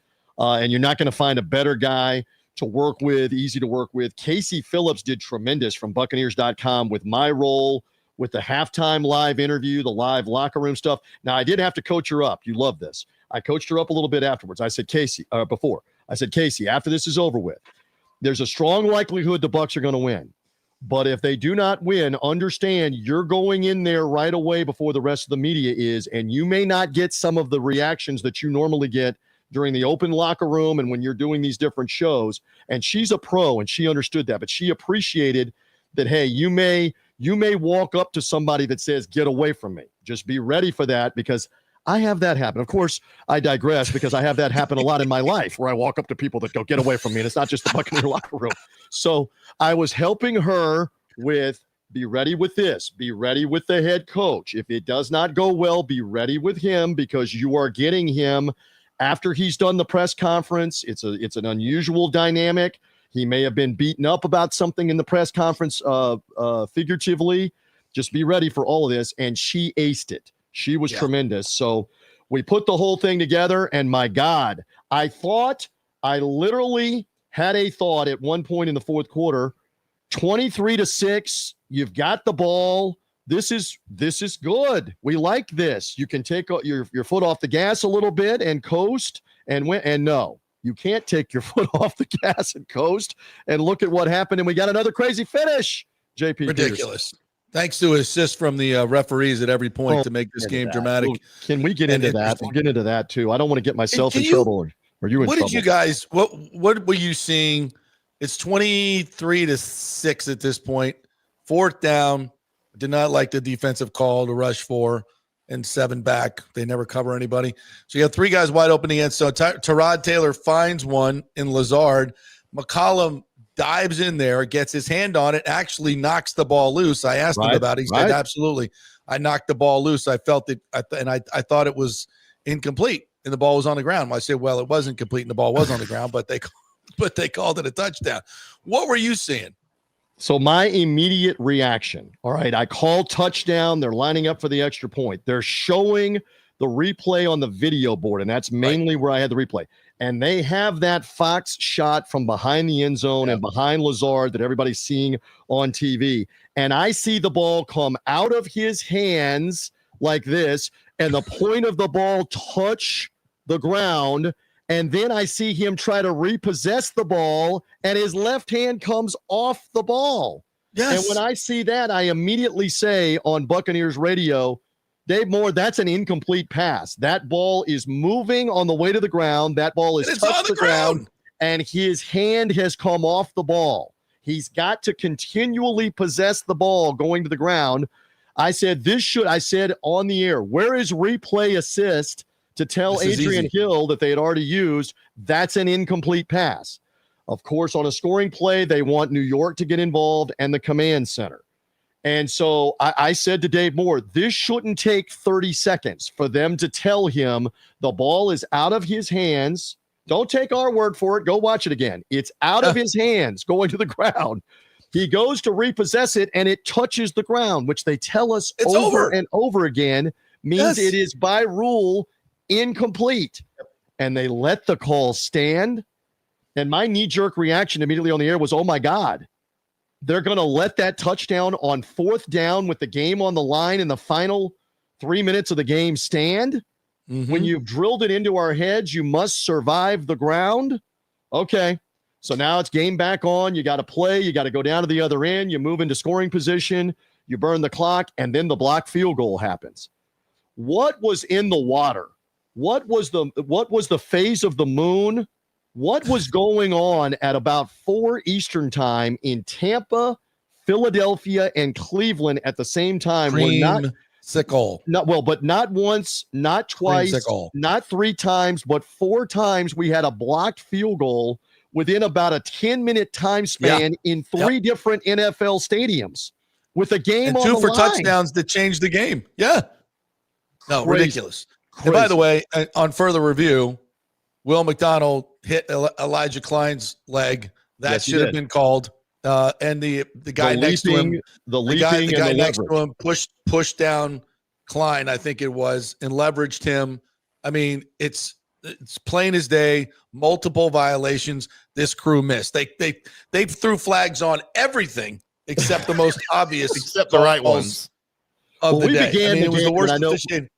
Well, it was bad. It was bad. We began the game though with the Buccaneers having 8 penalties on the opening drive. 5 holding calls on one drive. Penalties.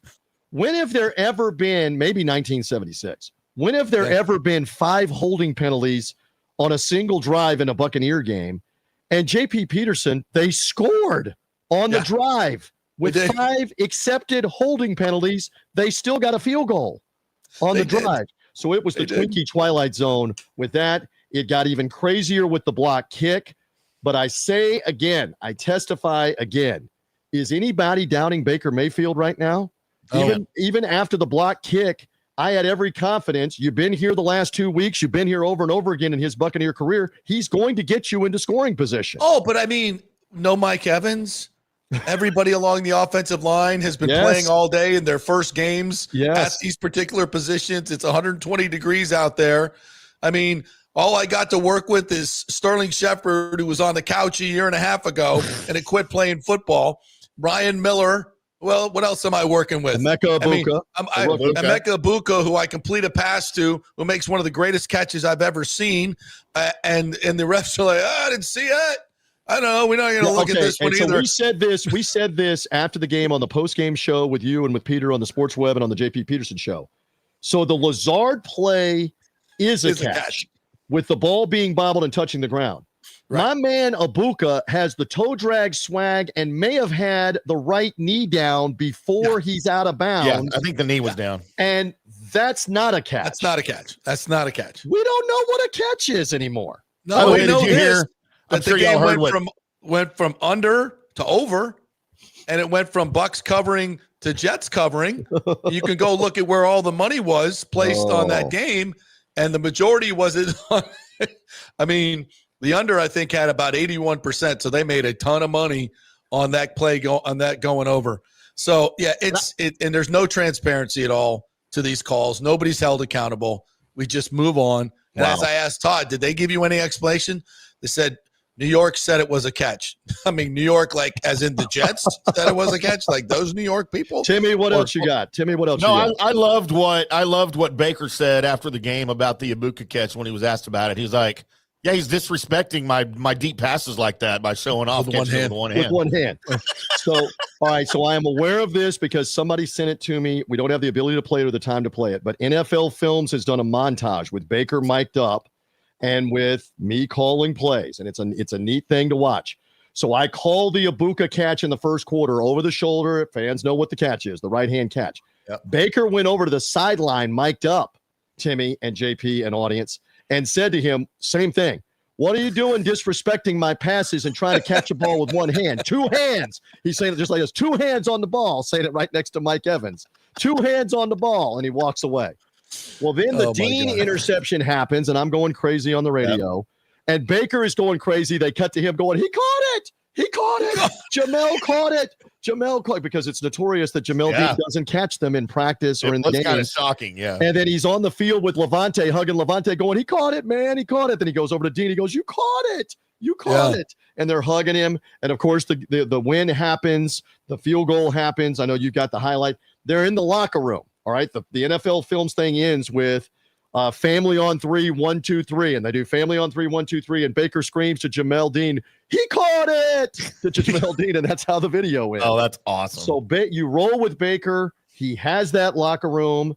And again, it's easy for us as the media or the fans to say, we're going to win. We're going to win in the final minute with this guy. But how do you doubt it right now? With what you're seeing, he's going to get you in position. He's going to win the game. Goodness. I mean, with all that going against him, he did it anyway. Speaking of winning the game, TJ, you sent me some audio. I did. You want to set this up? Do you want to hear classic 101 TJ lose his mind on a winning field goal? Yes. We want to play that? Let's do it. I do. Yeah. Field goal dead in the middle of the field from 36 yards out of the hold of Riley Dixon. I'm praying, dear God, make it right now. I'm praying. Snap is down. Kick is on the way. Kick is good. And the Tampa Bay Buccaneers are 3-0 for the first time since 2005. It was not easy, but Chase McLaughlin's fifth field goal of the day wins it. That's Mercy. Great. Mercy. Was that Aiden Hill had to get on the mic again? Again. He had to come on to tell me the game was over? Yes. It was the on the game mic. is over. Thank you. I'm like, yes, we know. We see them celebrating. We know the game is over. Again, if you couldn't hear me while I was saying it, forgive me. I was saying at that moment when I said, everybody waits, I'm saying in my own head, please God, make it praying. Because I'm feeling for Casey Phillips, who's having to do what I do. To go in that room after a loss after they've blown a 26-13 lead to lose 27-26 if they've blown it. But McLaughlin, to his credit, and give him a lot of credit, because he said, hey, I kept saying this is going to come down to us, to the snapper Deckers and to Riley Dixon. Let's be ready. Next play, next kick. That's what we have to be ready for, and they were ready for it. And the Jets had numerous hands up, but he got it up quickly and over them, and it writes as a dub. It writes as 3-0. We'll take it, and we'll move on. And now you're playing with house money. You are absolutely able to get along with. Do you play Tristan Wirfs this week? I don't have inside knowledge, but if you don't want to, you have a cushion to let him rest another week. Mike Evans is probably going to be out a little bit. You have a 3-0 cushion to start the season with him out a little bit. So get those offensive linemen up to speed on whoever can get healthier or who can play at the guard positions. You've got a 3-0 cushion to start the year. I like all this. Man, it sure would be nice to have a head-to-head win against the Eagles as you get into the playoffs. You know, like that would be really nice. We would love it. So you're weighing both things. They've had a tremendous amount of success by and large against Philadelphia and against Hurts over the last 3 or 4 years. And he ain't playing great this year either. I saw what you reposted, where the Eagles are apparently going to come here a day early and try to acclimate and go work out in the heat on Saturday. So that's already in their head. I think that just already hurts in their head. I think that just hurts you. Yeah. So, all right, TJ, great job. I heard you on Monday Night Football last night. They had your voice on. Great stuff. Yeah. Don't let anybody be on. It was a pleasure. Sitting there I'm trying to make my chicken. All of a sudden, I hear your voice. We're waiting. Yes, we are. Exactly. Kick that field goal. Great job. Again, we wish Mean Gene good health. We hope to have him back soon. Stay tuned for that. You and I on the golf course later today. Timmy and audience updates to follow. Always great to be with you, my friend. Yes, sir. There he goes. Thank you, partner. Great stuff. The great TJ Rives, sideline guy. All right, quick break. The Big O is in the house. Orestes Destrade. We're going to talk a little baseball, and somebody's going to say something nice about Stu on this show. It's going to be him and Tim. But somebody has to. Maybe. Quick break. Stay with us. JP here for Riveters, the official sports bar and grill of the JP Peterson Show. We're located just south of Ray J and Steinbrenner Field, so it's a great pre- and post-game spot, and the happy hour is amazing. Monday through Friday, 3 to 7. Check out these specials. $3 Bud Light drafts, $4 domestic bottles, $5 wells, $6 premium wells, $6 cocktails like margaritas. That's unheard of. And the Riveters food is freshly made daily. No freezers. Happy hour food specials include $3.50 tacos and barbecue sliders. $6 you get edamame or chips with the beer cheese, which is amazing. $8 buffalo chicken dip, my favorite. The truffle fries, chili cheese fries, also $8 at happy hour. As well as other specials throughout the week, including Taco Tuesdays, you get $3 tacos, and Wing Wednesdays, 7 o'clock to 1 a.m. in the morning, you get our amazing wings, 5 for $5 and $5 wells and wines. That's a good Wednesday night. So if you're tired of the preppy, overpriced generic sports bars, come see the amazing, friendly bartenders and staff at Riveters, where customer service really matters. Riveters, just south of where the Rays and Bucs play. We'll see you there. Experience the art of driving at Genesis of Tampa, where luxury meets innovation and every detail is crafted for you. From the bold G70 to the refined GV80, Genesis delivers power, elegance, and technology years ahead of its time. Book service online, and our Genesis Experience advisors will pick you up and drop off your vehicle. If available, you can enjoy a courtesy car while yours gets a complimentary interior vacuum plus a generous offer for your trade. Every new Genesis comes with the Miracle Advantage Plan, 10 years or 250,000 miles of powertrain warranty and 4 years of complimentary maintenance. Visit us at 801 East Bears Avenue or online at genesisoftampa.com. Genesis of Tampa, luxury redefined. Italiano Insurance would like to congratulate the Bucs on their 50th anniversary season. And you know what? We've been here for every season and then some, over 60 years in business. We've seen some smart coaches with great game plans, but if you don't have flood insurance or business insurance, that's a terrible game plan. That could ruin you financially. You don't want to take that L. So call 813-877-7799 and let their friendly agents quarterback your insurance and save you big money. Italiano also sponsors our FSU report every week, so go Noles. 813-877-7799 or go to italianoinsurance.com. JP here for my friend Jason Fawcett, owner of On-Site Construction. They do residential and commercial renovations and new construction. As a leading home builder and general contractor, On-Site Construction prides itself on transforming homes through superior craftsmanship, dedication to client vision, and an unmatched commitment to quality and service. It's about building relationships. We take the time to understand our clients' needs, preferences, and budgets so that we can deliver a personalized experience tailored to their unique vision. From the initial designs to the final touches, we're there every step of the way, ensuring that the end result mirrors your vision. Here are some testimonials from happy customers. G. Gibson says, no hidden costs, very honest, reliable, creative, and communicates well. Reasonable and fair with their pricing, no hidden costs. C. Smith said, did not disappoint. I'm very happy with the work. This company really cares and will take care of it. So if you're just thinking about building or renovating, give us a call and let's see what's possible. 813-579-5789 or check out our website at onsiteconstructionfl.com. Are you having legal issues with a business partner or other legal business issues? The attorneys at Walters, Levine, and DeGrave can help. Call 800-616-0384 for a free consultation. At Walters, Levine, and DeGrave, we've redefined what a law firm can be with top-tier attorneys, personal service, and 26 years of success. From business law to civil litigation, we deliver smart, client-focused solutions. Walters, Levine, and DeGrave recently won a $6.4 million jury verdict from a large real estate developer, and they can win for you too. Walters, Levine, and DeGrave. Let's solve it together. Not attorney spokesman. For a free consultation, call 800-616-0384 or go to walterslevine.com. Offices Tampa, Sarasota. Let's go. Right now. Back to the show on FanStream Sports. Welcome back to the JP Peterson Show. And we have a special guest here. He is the great Orestes Destrade. I'm trying to add this. There we go. There we go. Did I do that right, Timmy? Do we still have audio and everything here? Do we still? You see the? Yeah. Where would you be without Timmy? That's what I would be. I would be lost. You would be lost in I would space. be lost. Every time I screw something up, Timmy, he's like, I was like, "Where's Timmy? Where's Timmy?" Every time. And like, when where's he's messing Timmy? up here?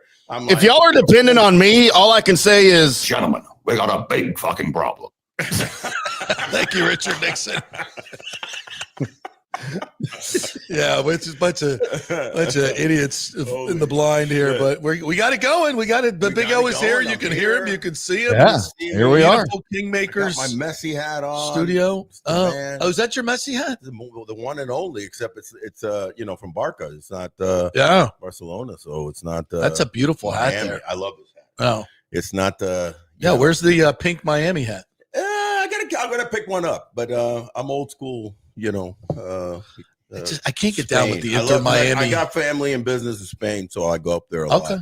And you are. I have a soccer question. Yeah, I have a soccer question. Who's the better soccer player? This Messi character that you're talking about, that dude, Lionel, or the girl from the movie Bend It Like Beckham? If I had to pick somebody to teach me soccer better, I'd pick the girl, of course. But she was pretty good. Who is she? Wasn't that Keira Knightley? I think she was in that movie. It was Keira Knightley. Yeah, I think it was. I do not know. Yeah. Well, the Big O is here to. We brought him in special. Well, it's a lot of special news going on right now. To say something nice and complimentary about Stu Sternberg. I actually did a little bit today. I did a little bit. I gave him some props for the winning and some of the old 6'7", buddy. The old 6'7". Oh, there he goes with the 6'7". And the bottom line is because the way you have to look at it objectively is wins and losses, right? So you can't deny that whatsoever. And he was smart enough to make the acquisition. It was a great deal, right? $200 million for a major league team. He knows how to make money. Ago. Exactly. But also bring in, quality guys. I still go back, and you and I have talked about it in past shows.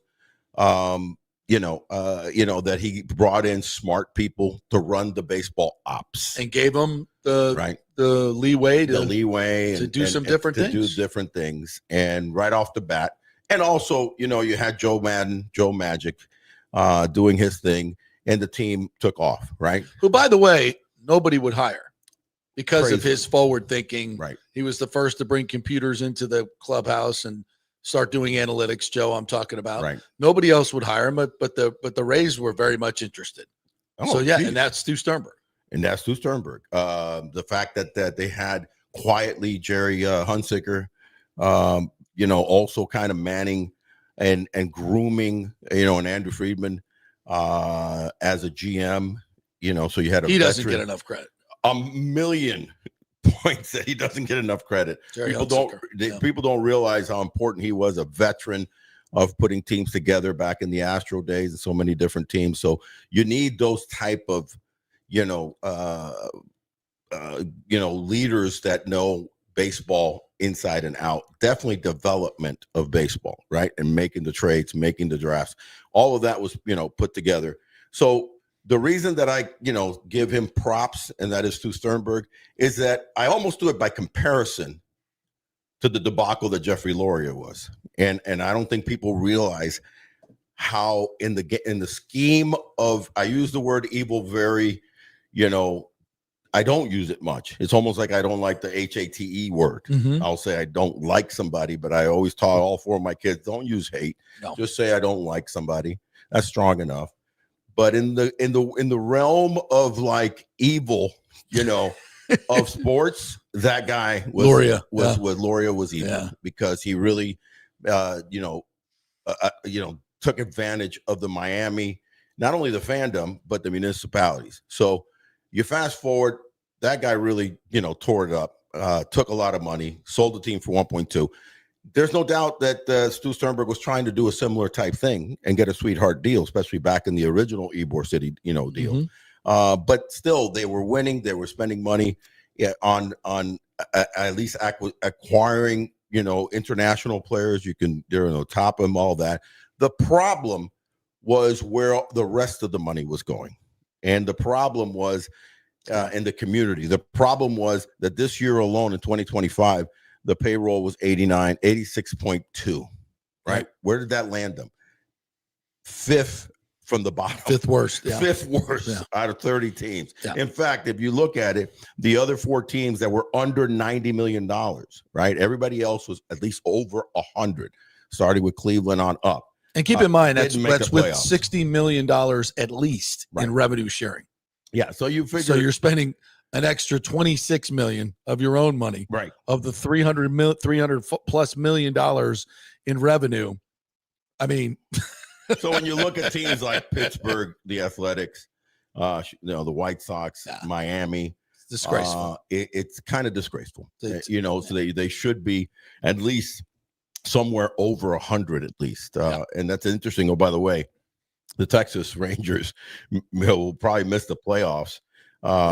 They're the probably the most expensive team. Suns, we don't know about the Mets yet. The jury's out, and they're at 223, and the Mets are obviously number 2 at 341 million. By the way, and might miss the playoffs. To none other than the Cincinnati Reds, who are about $1.19. $1.19. Yeah. So getting by back the way, to the Reds are a small market team. That's a not true the Rays. small. And they're spending 120 million. That's a great point. That's a true small. I ain't gonna market miss team. that. Yeah, and Zalewski and his people obviously need to address that right off the bat. I mean, you don't have to go out and try to sign, Schwarber, try to sign exactly, Kyle, but Tucker, but you can, address. Let's crack the 100 million mark. Let's crack the 100 million mark. In fact, let's crack the 115 or 20 million mark. Imagine the way this team has been molded by Eric Neander if he had, dare I say, 30, 40 more million dollars. Mm-hmm. So there's, you make up the injuries, you make up the pitching scenario. Well, and when you go out, you make up another offensive back. Orestes, I want you to explain this to folks. When you're doing deals and you have a set budget by said Sue Sternberg, and you're at your 70, 80, 90 million, whatever, $80 million, you can't, when you go out to acquire a power hitting outfielder and you're going to deal Paredes or whatever, right? You can't look at any outfielder that's actually making money. No, you have to look at the Christopher Morels who are still under team control, and that shrinks the pool of people you can actually acquire dramatically. So because you are constrained by the payroll. If the new group says, "Hey, yeah, go ahead and trade this guy," if we had to make room for Junior, but you can add payroll. Right. You can go find somebody that's making 15, 20, $30 million a year who's a professional hitter who's been doing it in the postseason. That's going to dramatically change how your lineup looks. And that is a game changer in terms of how to build your team. Well, they've been doing it for the last several years, addition by subtraction. Right. So if you do add on a Charlie Morton, or you do add, one of the last big free agent signings at $15 million a year, you do add on a Nelly Cruz in the middle of the season that he was owed $5 million for the last couple of months. It's not a lot to add. But then you subtract. You have to subtract, and that's kind of the mantra that he put on an Eric Neander. So how do you subtract that year? He traded Diego Castillo a week later. He traded Rich Hill a week later. And that goes under the table here because it's not New York, it's not LA, it's making room. Chicago. So it's making fun. Those two subtractions equated equaled the ledger at $5 million because those contracts. So imagine the freedom. And I've heard people say, well, and I don't know if, by the way, they needed both those pitchers that year in the playoffs. That's right. And they traded them away. And they traded them away. Which is why you've had limited success in the postseason. And you went to the playoffs in that year and you got shown up because you had both Shanes pitching in the playoffs and they were wet behind the ears. You know, Shane Boz was a youngster. Shane McClanahan was the older also players. Yeah. So now you have a Rich Hill, you have a Diego Castillo, that changes the whole playoff atmosphere. So what do you hope? And listen, I don't think this group would be buying a team and not have the money to run the team. These guys are way too smart for that. They're billionaires, multiple in this group. Right. So my thinking is, and what I've heard from this group is they've got a great framework for the stadium. They're going to increase the payroll. They're going to market and promote this team like it's never been marketed and promoted before. There's so many dramatic changes that are coming. They're going to put a stadium in the middle of the market that's way more accessible to millions more people. I mean, all of this, I don't see how anybody can look at this as a negative. And I can't see why an Eric Neander or Kevin Cash would say, oh, wait, we're getting more money to spend. We're going to have a new home in Tampa, beautiful state-of-the-art stadium. Yeah, I don't want to be here for that. No, I agree, man. Come on. Listen, they have to know that it cannot be status quo. No, right, exactly. They're not just taking a company over. And Major League Baseball would not have, quote, given them the franchise or given them the opportunity to buy it if that was their plan, right? No. And I'm assuming that they're looking at the build out of the new stadium. So they got to be in the long game, right? The long game is get to that new stadium and how much revenue that brings back at you. And the development around it. So you're going to invest in that new company, quote unquote, that you just brought in, right? That you just bought, with the long game, which is I'm going to get my money and then some back when I get a new stadium, I get new revenue, I get to share in so many, the build out around the stadium. And remember, it's interesting, because there's a viralness going around right now with the Savannah Bananas. And I've played in one of their games in Savannah a couple of years ago and got to see it firsthand. And I'm not saying to do that, but the one thing that they're really about initially and foremost is the fan. Yeah. So and entertaining. And so some of that needs to be revamped to win the fans back and have some creative, scenarios that win the fans back. Obviously, ticket prices come into play with that, but MLB has it set to a certain degree. The bottom line is that go out in the community, spend some money this offseason, and then keep the player development that they have and give them more money to spend, and then make it a lot more fun and show that you're going to make this a real fandom experience. And that's it. That's the opportunity they have in the Trop for the next 3 years. And I think they can. And the Trop, there's no doubt, we don't want to keep the Trop forever, but now that the city of St. Pete, has ushered in the $22 million to fix the Trop and so they should be ready to roll, if not right at opening day, but somewhere, thereabouts. They'll probably start the season on the road for a couple of weeks. Accentuate the Trop. Put some money into the Trop, do some fun things there, and create that excitement again. I think they will, and that'll be that'll go a long way to kind of bridging what has been a gap. I'm not saying that Sternberg never did any altruistic things. He did some things, and during the earthquakes in Puerto Rico, or the hurricane, excuse me. He's done things for other calamities and other things, obviously here, during the Milton and the hurricanes, but there needs to be more done. Yeah. And this group is cognizant of that. They are very cognizant of what has been done and what the opportunities are. And it's all upside to them. Yeah. It's like from winning and losing, there's going to be a challenge to stay at that level. Absolutely. Sure. Not the last 2 years you've missed the playoffs. So changes need to be made in that situation. I think there's a degree of the rest of the league is caught up to the Rays doing innovative things now. So now it's going to be more, you got to get better players. You got to spend more money. That's it. The last one more of a level play. Yeah. I mean, at 86, 2 compared to 126. Yeah. Especially in this division, dramatic change. In this division, you're getting crushed in spending.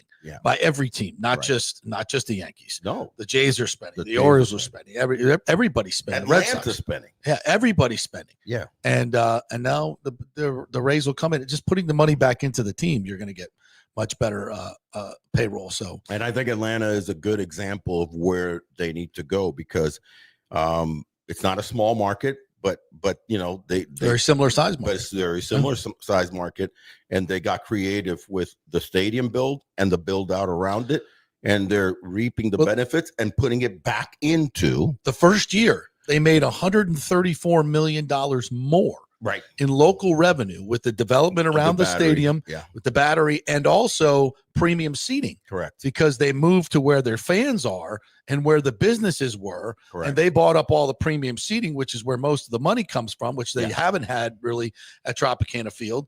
And then they put it right back into the team, bought Charlie Morton, among others, and won a World Series. It's exactly the template that this group is working at. Yeah, and they're trying to keep their core players and re-signing them or give them the sweetheart deals. To the guys junior extension is coming soon.